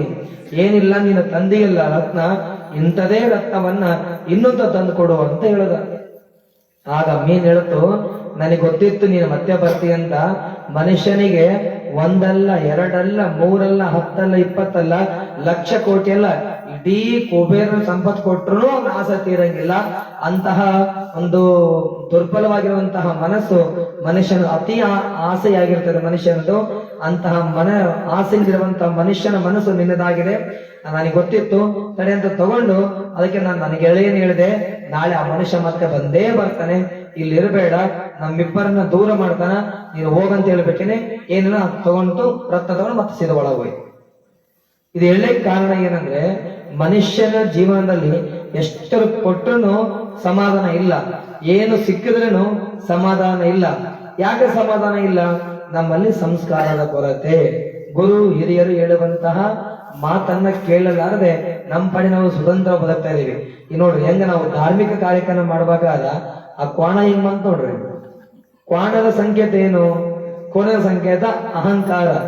ದೇವಿ ಪುರಾಣದಲ್ಲಿ ಬರ್ತದೆ, ಮದ ಯಾರಿಗೆ ಅಹಂಕಾರ ಇರ್ತದೋ ಅಂತಹ ಅಹಂಕಾರವನ್ನು ಯಾರು ಸಂಹಾರ ಮಾಡ್ತಾರಂದ್ರೆ ಆ ಜಗನ್ಮಾತೆ ಆದಿಶಕ್ತಿ ಮಹಿಷಾಸುರನ ಸಂಹಾರ ಮಾಡ್ತಾಳೆ. ಹಾಗೆ ನಮ್ಮೆಲ್ಲರ ಮನಸ್ಸಿನಲ್ಲಿರುವಂತ ಅಹಂಕಾರ ದೂರ ಆಗ್ಬೇಕಂದ್ರೆ ಒಂದು ಒಳ್ಳೆಯ ಭಕ್ತಿ ನಮ್ಮ ಹೃದಯದಲ್ಲಿದ್ದಾಗ ಮಾತ್ರ, ಆ ಭಗವಂತನ ಕುರಿತಾಗಿ ಒಳ್ಳೆಯ ಭಕ್ತಿ ನಮ್ಮ ಹೃದಯದಲ್ಲಿದ್ದಾಗ ಮಾತ್ರ ನಮ್ಮ ಅಹಂಕಾರ ಕಳೆದಿದೆ ಎನ್ನುವಂತಹ ಮಾತನ್ನು ಹೇಳ್ತಾ, ನಾವು ಮನಸ್ಸು ಶುದ್ಧವಾಗಿಟ್ಕೊಳ್ಬೇಕು, ಜೊತೆಗೆ ಈ ಶರೀರ ಸಹಿತ ಶುದ್ಧವಾಗಿಟ್ಕೊಳ್ಬೇಕು. ಈಗ ಶರೀರವನ್ನ ಮಹಾತ್ಮರು ಯಾವುದಕ್ಕೆ ಹೋಲಿಕೆ ಮಾಡ್ತಾರೆ ಅಂದ್ರೆ ನಡೆದಾಡುವ ದೇವಾಲಯ ಅಂತ ಹೇಳ್ತಾರೆ. ಶರೀರದ ಏನು ಕಣ್ಣಿ ನಾವು ನೋಡಬಾರದನ್ನ ನೋಡೋದು ಕಣ್ಣು, ಕೇಳಬಾರದನ್ನ ಕೇಳೋದು ಕಿವಿ, ಮಾತಾಡಬಾರದನ್ನ ಮಾತಾಡೋದು ಬಾಯಿ, ಹೋಗ್ಬಾಚಾರದಲ್ಲಿ ಕಾಲಿಡೋದು ಕಾಲು, ಹಾಗೆ ಮುಟ್ಟಬಾರದನ್ನ ಮುಟ್ಟೋದು ಕೈ. ಇಂತಹ ಶರೀರವನ್ನ ಶುದ್ಧವಾಗಿಟ್ಕೊಳ್ಬೇಕು. ಹಾಗಾದ್ರೆ ಏನ್ ಮಾಡಬೇಡ ಅಂತ ಹೇಳ್ತಾರಲ್ಲ ಶಾಸ್ತ್ರಗಳು, ಆಗಮಗಳು, ಪುರಾಣಗಳು, ಯಾವುದು ತಪ್ಪು, ಯಾವುದು ಪಾಪ, ಯಾವುದು ಅಪರಾಧ ಅಂತ ಹೇಳ್ತಾರಲ್ಲ, ಅದರ ಮತ್ತೆ ಮತ್ತೆ ಮತ್ತೆ ಪುನಃ ಅದೇ ತಪ್ಪುಗಳನ್ನ ಮಾಡೋದು ಯಾವ್ದಪ್ಪ ಅಂದ್ರೆ ಮನುಷ್ಯನಿರುವಂತ ಮನಸ್ಸು. ಆ ಮನಸ್ಸು ಶುದ್ಧವಾಗಿಟ್ಕೊಳ್ಬೇಕು. ಆ ಮನಸ್ಸಿಗೆ ಒಂದು ಮನೆಯನ್ನು ಕೊಡೋದು ಯಾವುದು? ಇದು ಶರೀರ. ಈ ಶರೀರ ಸಹಿತ ಶುದ್ಧವಾಗಿಟ್ಕೊಳ್ಬೇಕು. ಈಗ ನಾವು ದೇವಸ್ಥಾನ ಅಂತ ನಾವು ದೇವಸ್ಥಾನ ಐತಪ್ಪ, ಇವಾಗ ಇದು ಬಸವೇಶ್ವರ ಸ್ವಾಮಿ ದೇವಸ್ಥಾನ ಐತೆ, ಈಶ್ವರ ಸ್ವಾಮಿ ದೇವಸ್ಥಾನ ಐತೆ. ನಾವಿಲ್ಲೆಲ್ಲ ಏನ್ ಇಡ್ತೀವಿ ನಾವು? ದೇವರ ಮನೆ ಅಂದ್ರೆ ಸುಗಂಧ ಭರಿತವಾಗಿರುವಂತಹ ಊದಿನ ಕಡ್ಡೆಯನ್ನು ಇಡುತ್ತೇವೆ, ಆರೋಗ್ಯಕರವಾಗಿರುವಂತಹ ಬಿಲ್ವ ಪತ್ರನ ನಾವು ಏರಿಸ್ತೀವಿ, ಹಾಗೆ ಹೂವನ್ನ ಏರಿಸ್ತೀವಿ, ನೈವೇದ್ಯವನ್ನ ಮಾಡ್ತೀವಿ. ಹೀಗೆ ಪವಿತ್ರ ಯಾವುದು ಪವಿತ್ರತೆ ಆಗಿರ್ತದಲ್ಲ ಅದನ್ನ ಮಾತ್ರ ಪವಿತ್ರ ಜಾಗದಲ್ಲಿ ಇಡುತ್ತೀವಿ. ಹಂಗ ಬರೀ ದೇವಸ್ಥಾನದಲ್ಲಿ ಒಳ್ಳೆಯದನ್ನು ಇಡೋದು ಅಷ್ಟೇ ಅಲ್ಲ, ಶರೀರದಲ್ಲಿ ಸಹಿತ ಒಳ್ಳೆಯದನ್ನು ಇಟ್ಕೊಳ್ಬೇಕು. ಒಳ್ಳೆಯದು ಯಾವುದು? ಉತ್ತಮರ ಸಂಘ, ಮಹಾತ್ಮರ ವಿಚಾರಗಳು, ಶರಣರ ಸಂತರ ಧಾರ್ಮಿಕ ಮಾರ್ಗದರ್ಶನ, ಆಧ್ಯಾತ್ಮಿಕ, ಹಾಗೆ ಇಂತಹ ಒಳ್ಳೆ ಉತ್ತಮ ವಿಚಾರಗಳನ್ನ, ಆಲೋಚನೆಗಳನ್ನ ನಾವೆಲ್ಲರೂ ಶರೀರದೊಳಗ ಮನಸ್ಸಿನೊಳಗೆ ಇಟ್ಕೊಳ್ಬೇಕು. ಶರೀರ ಬಹಳಷ್ಟು ಇದು ಶರೀರ ರೋಗದಿಂದ ತುಂಬೈತೆ. ಹಾಗೆ ರೋಗದಿಂದ ತುಂಬಿರುವಂತಹ ಶರೀರ ಇದು ಸ್ವಚ್ಛವಾಗಿರಬೇಕು, ಸುಂದರವಾಗಿರ್ಬೇಕಂದ್ರೆ ಮೊದಲು ಮನಸ್ಸು ಶುದ್ಧವಾಗಿರಬೇಕು. ಶರೀರದಲ್ಲಿ ಏನ್ ಇಡಬೇಕಲ್ಲ ಅದನ್ನ ಇಡಬೇಕು. ಅದನ್ನ ಬಿಟ್ಟು ನಾವೇನ್ ಮಾಡ್ತಾ ಇದ್ದೇವೆ? ಶರೀರದಲ್ಲಿ ಬೀಡಿಯನ್ನ ಇಡ್ತೀವಿ, ಸಿಗರೇಟ್ ಅನ್ನ ಇಡ್ತೀವಿ, ಕೈಯಿಂದ ಇಸ್ಪೆಟನ್ನ ಮುಡ್ತೀವಿ, ಹಾಗೆ ಕೈಯಿಂದ ನಾವು ಸಾರಾಯನ್ನ ಕುಡಿತೀವಿ. ಇದೆಲ್ಲ ತಪ್ಪು. ಇವತ್ತು ನಮ್ಮ ಮನುಷ್ಯನ ಒಂದು ಫೋಟೋ ತೋರಿಸಿದ್ರು. 5 ವರ್ಷದ ಮಗು, ಇನ್ನ ಹಾಲು ಕುಡಿದಂತ ಸಣ್ಣ ಹುಡುಗ, 5 ವರ್ಷದ ಮಗುವಿಗೆ 75 ವರ್ಷದ ಒಬ್ಬ ಯಜಮಾನ ಬೆಳಗಾಂ ಡಿಸ್ಟಿಕ್ ಅಲ್ಲಿ ಆತ ಒಂದು ಬಾಟಲ್ ಕುಡಿಸಕತ್ತಾರ. ನೀವೆಲ್ಲ ಮಕ್ಕಳಿಗೆ ಏನ್ ಕುಡಿಸ್ತೀರಿ? ಬಾಟಲ್ ಹಾಲನ್ನ ಕುಡಿಸ್ತೀರಿ. ಆದ್ರೆ ಅವ ಏನ್ ಮಾಡ್ದ? 75 ವರ್ಷದ ಆ ಯಜಮಾನ 5 ವರ್ಷದ ಮಗುವಿಗೆ ಆ ಸರಾಯಿ ಬಾಟ್ಲಿಯನ್ನು ಕುಡಿಸಕತ್ತ, ಮದ್ಯಪಾನವನ್ನು ಕುಡಿಸಕತ್ತ. ಎಲ್ಲಿಗೆ ಬಂದಿದೆ ನಮ್ಮ ಸಮಾಜ? ಈ ನಾವೆಲ್ಲ ಈ ಮೊಹರಂ ಅಂತ ಹಬ್ಬ ಮಾಡ್ತೀವಿ, ಪೀರ್ಲಬ್ಬ ಮಾಡಿದಾಗ 2 ವರ್ಷದ ಮಗು ಸಹಿತ ಸರಾಯಿ ಕುಡಿಸಿದಾರೆ ನಮ್ಮೂರಾಗ ಹೊಸಳ್ಳೆ. ಎಲ್ಲಿ ತನಕ ಬಂದಿದೆ ನಮ್ಮ ಸಮಾಜ? ಹಾಗಾಗಿ ಶರೀರ ಹಾಳು ಮಾಡ್ಕೋಬಾಡ್ರಿ. ಎಂದಾಗ ಒಂದಿನ ಶರೀರ ಭೂತಾಯಿಯ ಗರ್ಭದಲ್ಲಿ ಹೋಗದೇ ಇದೆ. ಆದ್ರೆ ದುಶ್ಚಟ ಮಾಡಿ ಸಾಯಬಾರದು, ಕೆಟ್ಟ ಮನಸ್ಸಾಗಿ ಸಾಯಬಾರದು, ಒಂದಿಷ್ಟು ಒಳ್ಳೆಯನಾಗಿ ಸಾಯಬೇಕು. ನಾವು ದೇವರಾಗದ ಬೇಡ, ದೇವರ ಹಾದಿ ಒಳಗ, ದೇವರ ಮಾರ್ಗದೊಳಗ ನಡೆಯುವಂತ ಒಳ್ಳೆ ವ್ಯಕ್ತಿಗಳಾಗಬೇಕು. ಅಂತಹ ಸದ್ಗುಣವಂತರು, ಅಂತಹ ಒಳ್ಳೆ ವ್ಯಕ್ತಿಗಳು ನೀವಾಗಲನ್ನದೇ ನಮ್ಮ ಇಚ್ಛೆ. ಪ್ರತಿ ವರ್ಷ ಮಾಡುವಂತಹ ಕಾರ್ಯಕ್ರಮ ಇಷ್ಟೇ. ನಮ್ಮ ಜೋಳಿಗೆ ಇದ್ದಲ್ಲ, ನೀವು ಜೋಳಿಗೆ ಇಡೀ ಬೊಮ್ಮನಾಳ ಗ್ರಾಮದ ಸಂಪತ್ತನ್ನೆಲ್ಲ ತಂದು ಹಾಕಿದ್ರನು, ಬಂಗಾರ ಬೆಳ್ಳಿ ತಂದು ಹಾಕಿದ್ರನು, ಕಾಳು ಕಡಿ ತಂದು ಹಾಕಿದ್ರೆ ತುಂಬಂಗಿಲ್ಲ. ಅದು ಯಾಕೆ ತುಂಬಂಗಿಲ್ಲ? ಬೇಕಂತಿರ್ತದೆ. ಆ ಜೋಳಿಗೆ ಯಾವತ್ತು ತುಂಬುತ್ತದಂದ್ರೆ ನಿಮ್ಮ ಮನೆತನದಲ್ಲಿರುವಂತಹ ದುಶ್ಚಟಗಳು ಇರ್ತಾವಲ್ಲ, ಅವನ್ ತಂದು ಹಾಕಿದಾಗ ಮಾತ್ರ ಜೋಳಿಗೆ ತುಂಬುತ್ತದೆ. ಅವನ್ ತಂದಾಗಿದ್ರೆ ಮಾತ್ರ ಜೋಳಿಗೆ ತುಂಬುತ್ತದೆ. ಅವಾಗ ಸಮಾಧಾನ ಆಗ್ತದೆ. ಒಬ್ಬ ತಾಯಿಗೆ ಸಮಾಧಾನ ಆಗೋದು ಯಾವಾಗ? ನೆಮ್ಮದಿ ಮತ್ತೆ ಶಾಂತಿ, ತೃಪ್ತಿ ಸಿಗೋದು ಯಾವಾಗಪ್ಪ ಅಂದ್ರೆ, ಖುಷಿ ಆಗೋದು ಯಾವಾಗ ಅಂದ್ರೆ ಮಗ ಒಳ್ಳೆನಾಗಿ ಬದುಕಿದಾಗ. ಹಂಗ ಸಮಾಜದ ಅನ್ನವನ್ನು ಉಣುವಂತಹ ನಾವು, ಸಮಾಜದ ಋಣದಲ್ಲಿ ಬದುಕುವಂತಹ ನಾವು, ನಮಗೆ ಯಾವಾಗ ತೃಪ್ತಿ ಸಿಗುತ್ತದಂದ್ರೆ ನಿಮ್ಮೆಲ್ಲರ ಜೀವನದಲ್ಲಿರುವಂತಹ ಕಷ್ಟ ಕಾರ್ಪಣ್ಯಗಳ ಜೊತೆಗೆ, ದುಃಖಗಳ ಜೊತೆಗೆ, ನೋವು ಸಂಕಟಗಳ ಜೊತೆಗೆ ದುಶ್ಚಟಗಳನ್ನು ಹಾಕಿದಾಗ ನಮಗೆ ಅವತ್ತ ಸಂತೃಪ್ತಿ ಆಗ್ತದೆ. ತಾಯಿಗೆ ಮಗನ ಸಂತೋಷ, ನಮಗೆ ಭಕ್ತರ ಸಂತೋಷ, ಹಾಗಾದಾಗ ಮಾತ್ರ ನಾವು ಮಾಡಿದಂತಹ ಈ ಧಾರ್ಮಿಕ ಕಾರ್ಯಕ್ರಮಗಳಿಗೆ ಒಂದು ಅರ್ಥ ಬರ್ತದೆ ಎನ್ನುವಂತಹ ಮಾತನ್ನ ಈ ಸಂದರ್ಭದಲ್ಲಿ ಹೇಳ್ತಾ ಬಹುಶಃ ಇನ್ನಷ್ಟು ಮಾತಾಡ್ಬೇಕಂತ ಅನಿಸಿದ್ರು ಸಹಿತ ಸಮಯ ಬಹಳ ಆಗಿದೆ. ನೀವೆಲ್ಲರೂ ಬಹಳ ಶಾಂತಿಯಿಂದ ಬಹಳ ಸಮಾಧಾನದಿಂದ ಇಂತಹ ಪುರಾಣ ಪ್ರವಚನ ಕಾರ್ಯಕ್ರಮದಲ್ಲಿ ಕೇಳ್ತಾ ಬರ್ತವರಾಗಿದ್ದೀರಿ. ಇನ್ನೊಂದು ವಿಷಯ ಏನಪ್ಪಾ ಅಂತಂದ್ರೆ, ನಾವು ಹೊಲದಲ್ಲಿ ಏನ್ ಮಾಡ್ತೀವಿ,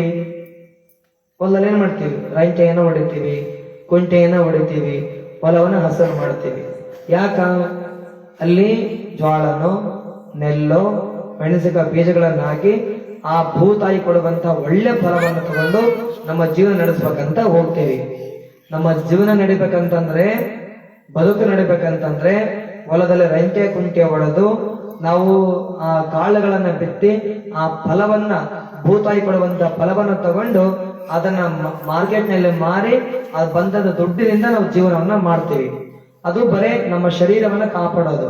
ಆದ್ರೆ ಶರೀರದ ಒಳಗಿರುವಂತಹ, ಅದಕ್ಕೆ ಹೇಳ್ತಾರ, ಶರೀರವೆಂತೆಂಬ ಹೊಲನ ಹಸನ ಮಾಡಿ ಪರತತ್ವ ಬೆಳೆಯನ್ನು ಬೆಳೆದುಂಡಿರು, ಪರತತ್ವ ಬೆಳೆಯನ್ನು ಬೆಳೆದುಂಡಿರು ಅಂತ. ಹಾಗಾಗಿ ನಾವು ಜೀವನದಲ್ಲಿ ಏನಪ್ಪಾ ಅಂತಂದ್ರೆ ಸಾರ್ಥಕತೆಯ ಬದುಕು ನಮ್ದಾಗಬೇಕಂದ್ರೆ ಹೊಲದಲ್ಲಿ ಕಾಳು ಹಾಕಿದೆ ಬೆಳೆ ಬರ್ತದೆ. ನಂಗೆ ಪುರಾಣ ಪ್ರವಚನಗಳನ್ನ ನಾವು ಹಚ್ಚಿದಾಗ ಇದು ಸಹಿತ ರಂಟೆ ಕುಂಟೆ ಹೊಡೆದು ಮನುಷ್ಯನ ಮನಸ್ಸನ್ನ ರಂಟೆ ಕುಂಟೆ ಹೊಡೆದು ಅಲ್ಲಿ ಧಾರ್ಮಿಕ ಧರ್ಮದ ಭಕ್ತಿಯ ಮಹಾತ್ಮರ ಆ ಭಗವಂತನ ಕುರಿತಾಗಿ ಒಳ್ಳೆಯ ಭಕ್ತಿ ಬೀಜಗಳನ್ನು ಬಿತ್ತುತ್ತೀವಿ. ಅದು ನೀವು ಪರಿಪಾಲನೆ ಮಾಡಿಕೊಂಡು ಹೋದಾಗ, ಅದನ್ನ ನೀವು ನಿಮ್ಮ ಜೀವನದಲ್ಲಿ ಪಾಲನೆ ಮಾಡಿಕೊಂಡು ಹೋದಾಗ ಅದು ಬೆಳೆಯ ಬರುವಂತಹ ಸಮಾನವಾಗ್ತದೆ ಎನ್ನುವಂತಹ ಮಾತನ್ನ ಈ ಸಂದರ್ಭದಲ್ಲಿ ಹೇಳ್ತಾ, ಒಟ್ಟಾರೆ ಈ ಕಾರ್ಯಕ್ರಮವನ್ನ ನಾವು ಚಂದ್ರಶೇಖರ ಶಾಸ್ತ್ರಿಗಳವರಿಗೆ ಮತ್ತೆ ನಮ್ಮ ಗಾದ್ಲಿಂಗೌಡರು ಧ್ಯಾನದ ಕಾರ್ಯಕ್ರಮ ಮಾಡ್ತಾರ. ಬಹುಶಃ ಇವರು ಒಂದು ರೂಟ್ ಇಟ್ಕೊಂಡಾರ. ನಾವು ಜೀವನದಲ್ಲಿ ಏನಾದ್ರೂ ಒಂದು ದೈವದ ರೂಟ್ ಇಟ್ಕೊಳ್ಬೇಕು. ಆ ಭಗವಂತನನ್ನ ಮುಟ್ಟುವಂತಹ ದಾರಿಯನ್ನು ಹಿಡ್ಕೊಳ್ಬೇಕು. ನಮ್ಮ ಪುರೋಹಿತರು ಶಾಸ್ತ್ರವನ್ನು ಹಿಡ್ಕೊಂಡಾರ. ಇನ್ನು ನಮ್ಮ ತಾಯಿಯಂದರು ವರ್ಷಕ್ಕೊಮ್ಮೆ ನವರಾತ್ರಿಯಲ್ಲಿ 9 ದಿನ ಮತ್ತೆ ಶ್ರಾವಣ ಮಾಸದಲ್ಲಿ ಗೌರಿ ವ್ರತ ಮತ್ತೆ ಮಹಾಮಂಗಳ ಗೌರಿ ವ್ರತ, ನಂದು ಯಾವ್ದು ಅಷ್ಟಲಕ್ಷ್ಮಿ, ವೈಭವ ಲಕ್ಷ್ಮಿ, ವರಲಕ್ಷ್ಮಿ, ಅದನ್ನ ಕಾರ್ಯಕ್ರಮ ಮಾಡ್ತಾ ಅದನ್ನ ಹಿಡ್ಕೊಂಡಾರ. ನಾವೆಲ್ಲರೂ ಕೈ ಇಸ್ಪೇಟ್ ಹಿಡ್ಕೊಂಡ್ಬಿಟ್ಟಿವಿ. ಅದನ್ನ ಬಿಟ್ಟು ನಾವು ಧಾರ್ಮಿಕ ರಂಗದೊಳಗೆ ಹೋಗ್ಬೇಕು. ಗಾದ್ಲಿಂಗೌಡರು ಧ್ಯಾನವನ್ನ ಮಾಡ್ತಾರೆ. ಬಹುಶಃ ಕೊಟ್ರು ಬಸಪ್ಪನ ಸನ್ನಿಧಾನದಲ್ಲಿ ಕಾರ್ಯಕ್ರಮ ಪ್ರಾರಂಭ ಆದಾಗ ಒಂದು 3-4 ಜನ ತಾಯಂದ್ರು ಧ್ಯಾನ ಮಾಡ್ತಾ ಇದ್ರು. ನಿಜವಾಗ್ಲೂ ಬಹಳ ಖುಷಿ ಆಯ್ತು ನನಗೆ. ಇವತ್ತು ಧ್ಯಾನ ಮಾಡುವಂತಹ ಸಂದರ್ಭದಲ್ಲಿ ಗಲಾಟೆ ಮಾಡಿದ್ರು ನೋಡಿವಿ, ಆದ್ರೆ ಭಜನೆ ಮಾಡುವಂತ ಸಂದರ್ಭದಲ್ಲಿ ಸಹಿತ ಆ ಧ್ಯಾನವನ್ನ ಮಾಡಿದಂತಹ ಗ್ರಾಮ ನಾವೆಲ್ಲಿ ನೋಡಿವಿ ಅಂದ್ರೆ ಅದು ಬೊಮ್ಮನಾಳ ಗ್ರಾಮದಲ್ಲೇ ನೋಡಿವಿ ಅಂತ ಎನ್ನುವಂತಹ ಮಾತನ್ನ ಬಹಳಷ್ಟು ಖುಷಿಯಿಂದ ಹೇಳ್ತಾ, ಧ್ಯಾನ ಅಂದ್ರೆ ಏನಂತಂದ್ರೆ ನಿಮ್ಮ ಇಷ್ಟ ದೇವರು, ನಿಮ್ಮ ಇಚ್ಛೆ ದೇವರು, ನಿಮ್ಮ ಮನೆ ದೇವರು, ನಿಮಗೆ ಯಾವ ದೇವರು ಇಷ್ಟನೋ ಆ ದೇವರನ್ನ ಹೃದಯದಲ್ಲಿ ಇಟ್ಕೊಂಡು ಅದೇ ದೇವರನ್ನ ಸದಾ ನಮ್ಮ ನಾಲಿಗೆಯಿಂದ ಸ್ಮರಣೆ ಮಾಡ್ತಾ ಮಾಡ್ತಾ ಮಾಡ್ತಾ ಮಾಡ್ತಾ ಮೆಲುಕಾಗದು.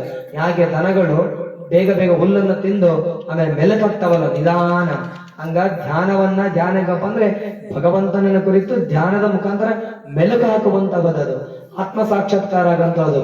ನಾವು ಇವತ್ತು ಯಾವ ಸ್ಕ್ಯಾನಿಂಗ್ ಮಾಡಿದ್ರು ಏನು ಕಾಣಲ್ಲ ನಮಗೆ. ಎಲ್ಲ ಯಾವ ಸ್ಕ್ಯಾನಿಂಗ್ ಮಾಡಿದ್ರು ಬಾಡಿ ಒಳಗೆ ಇರುವಂತಹ ಅವಯವಗಳು ಕಾಣುತ್ತವ.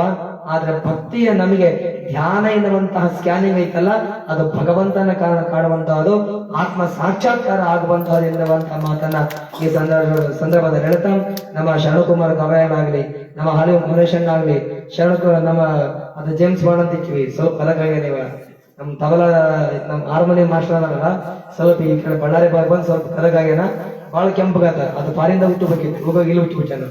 ನಮ್ಮ ಇಂಡಿಯಾದ ಜಪಾನ್ ದೇಶದ ಹುಟ್ಟಬೇಕಿತ್ತು, ಅದೇನೋ ಸ್ವಲ್ಪ ಕ್ರಾಸ್ ಬೀಡ್ ಆಗಿ ಈ ಕಡೆ ಬಂದ್ಬಿಟ್ಟದ ಅದು ಅಂತ. ಜೇಮ್ಸ್ ಬಾಂಡ್ ತಾತ್ನ ಸಹಿತ ಕಾರ್ಯಕ್ರಮದಲ್ಲಿ ಬಂದು ಒಟ್ಟೆ ನಮ್ಮ ತಾಯಿಂದ್ರ ಬಳಗ, ಯುವಕರ ಬಳಗ ಎಲ್ಲರೂ ಬಂದಿದ್ದೀವಿ.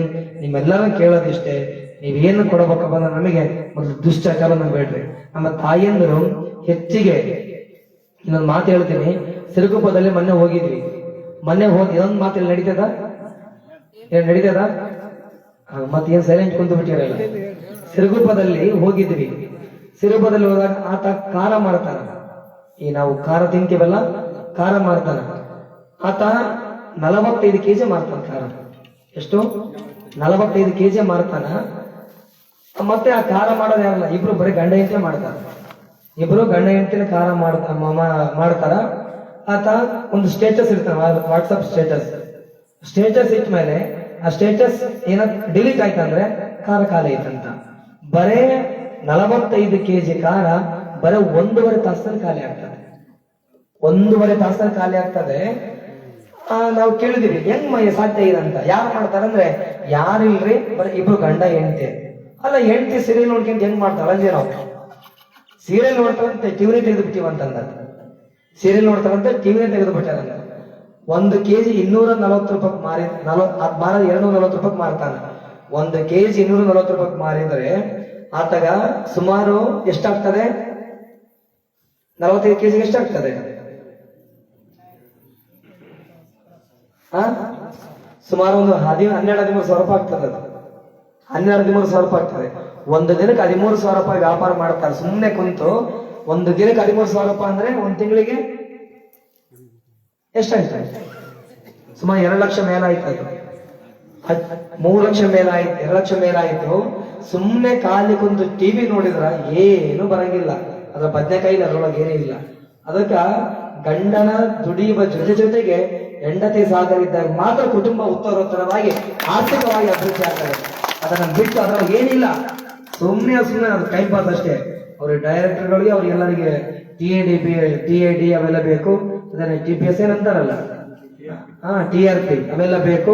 ಅದಕ್ಕೆ ಅವರು ಬದುಕಕ್ಕಾಗಿ ನಿಮಗ್ ಹಚ್ಚಾರ, ನಿಮಗೊಂದು ದೆವ್ವ ಬಿಡಿಸ್ಯಾರ. ಬಹುಶಃ ಮೈಯೊಳಗ್ ಬಂದ ದೆವ್ವನ್ ಬಿಡಿಸ್ಬೋದು, ಬ್ರಹ್ಮ ರಾಕ್ಷಸನ್ ಬಿಡಿಸ್ಬೋದು, ಅಥವಾ ಕೋಳಿ ದೆವ್ವ ಬಿಡಿಸ್ಬೋದು. ಅದ್ರ ಸೀರಿಯಲ್ ದೆವ್ವ ಯಾರು ಬಿಡಿಸ್ಬಿಡ್ದಿರ್ತದಲ್ಲ ಅವ್ರನ್ನ ಪರಮಾತ್ಮ ಬಂದನು ಬಿಡ್ಸಕ್ಕಾಗಲ್ಲ. ಅದಕ್ಕೆ ಅದನ್ನು ಆದಷ್ಟು ಮಟ್ಟಿಗೆ ಬಿಟ್ಟು ಒಳ್ಳೆ ಸಜ್ಜನವಂತರಾಗ್ರಿ.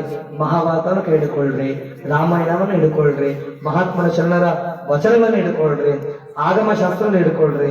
ನೀವೆಲ್ಲರೂ ಸದ್ಗುಣವಂತರ ಹಾಗೆ ಎನ್ನುವಂತ ಮಾತನ್ನು ಹೇಳ್ತಾ, ಬಹುಶಃ ನಮ್ಮ ಬೊಮ್ಮನಾಳ ಗ್ರಾಮದಲ್ಲಿ ತಾಯಿಯಂದ್ರೆ ಏನಾದ್ರು ಇಚ್ಛೆ ಇತ್ತಪ್ಪ ಅಂದ್ರೆ ಲಲಿತಾ ಸಹಸ್ರನಾಮ ಹೇಳ್ತಾರೆ. ಇವರು ಬಹಳ ಜನ ಹೇಳಲ್ಲ. ಯಾರು ಲಲಿತಾ ಸಹಸ್ರನಾಮ ಹೇಳ್ತೀರಂದ್ರೆ ಒಂದು ಕ್ಲಾಸ್ ತಗೊಂಡು ಅದಕ್ಕೆ ಒಂದು ವಾಟ್ಸಪ್ ಗ್ರೂಪ್ ಅಂತ ಮಾಡ್ತಾರೆ.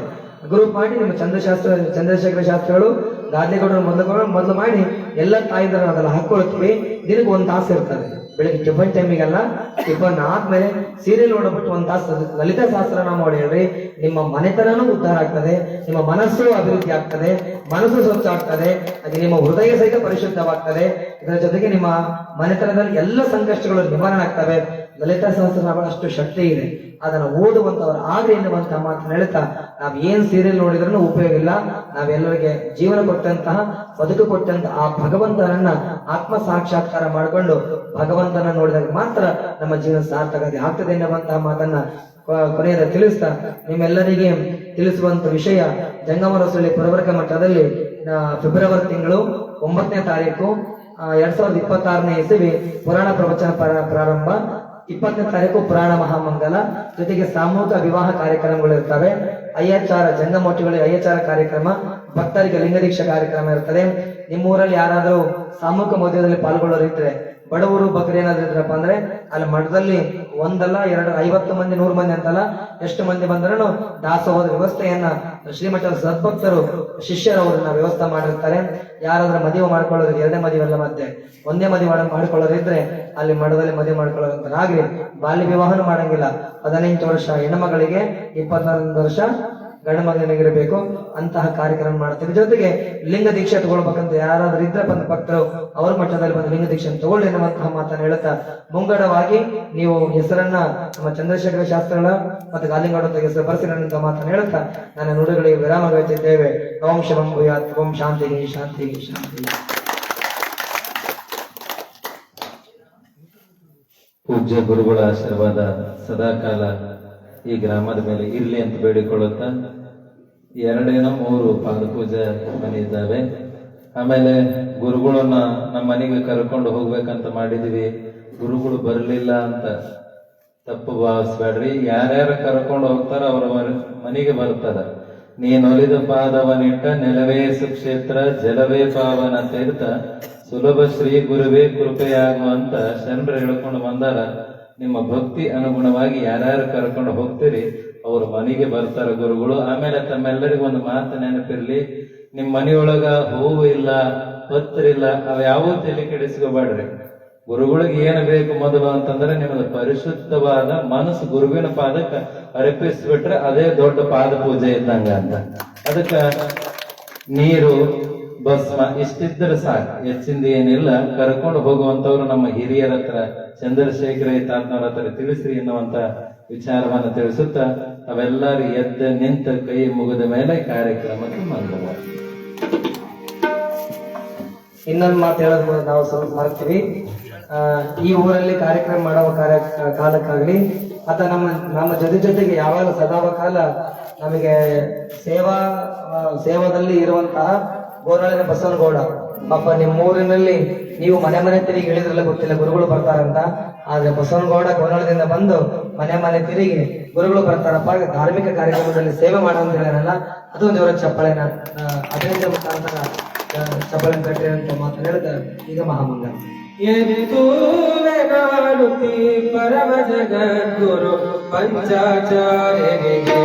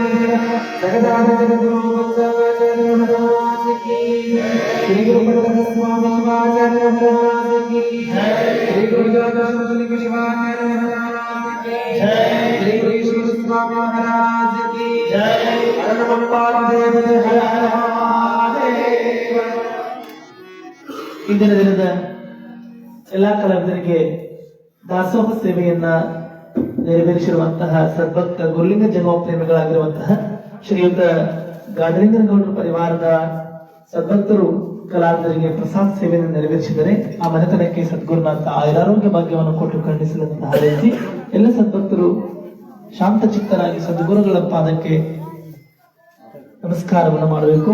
ಯಾರು ಕೂಡ ಗುರುಗಳನ್ನ ಇಲ್ಲಿ ಇರ್ತಾರೆ ಮತ್ತೆ ತಾತ್ನವ್ರು ಹೋಗ್ಬಿಡ್ತಾರಂತ ಅಳಸ್ಲಾ ಬಡ್ಸ್ಲಾ ಬಂದಿರಿ. ಅವಕಾಶವಾಗಿ ಒಬ್ಬರಿಗೊಬ್ಬರು ಬರ್ರಿ, ನಮಸ್ಕಾರ ಮಾಡಿದರು.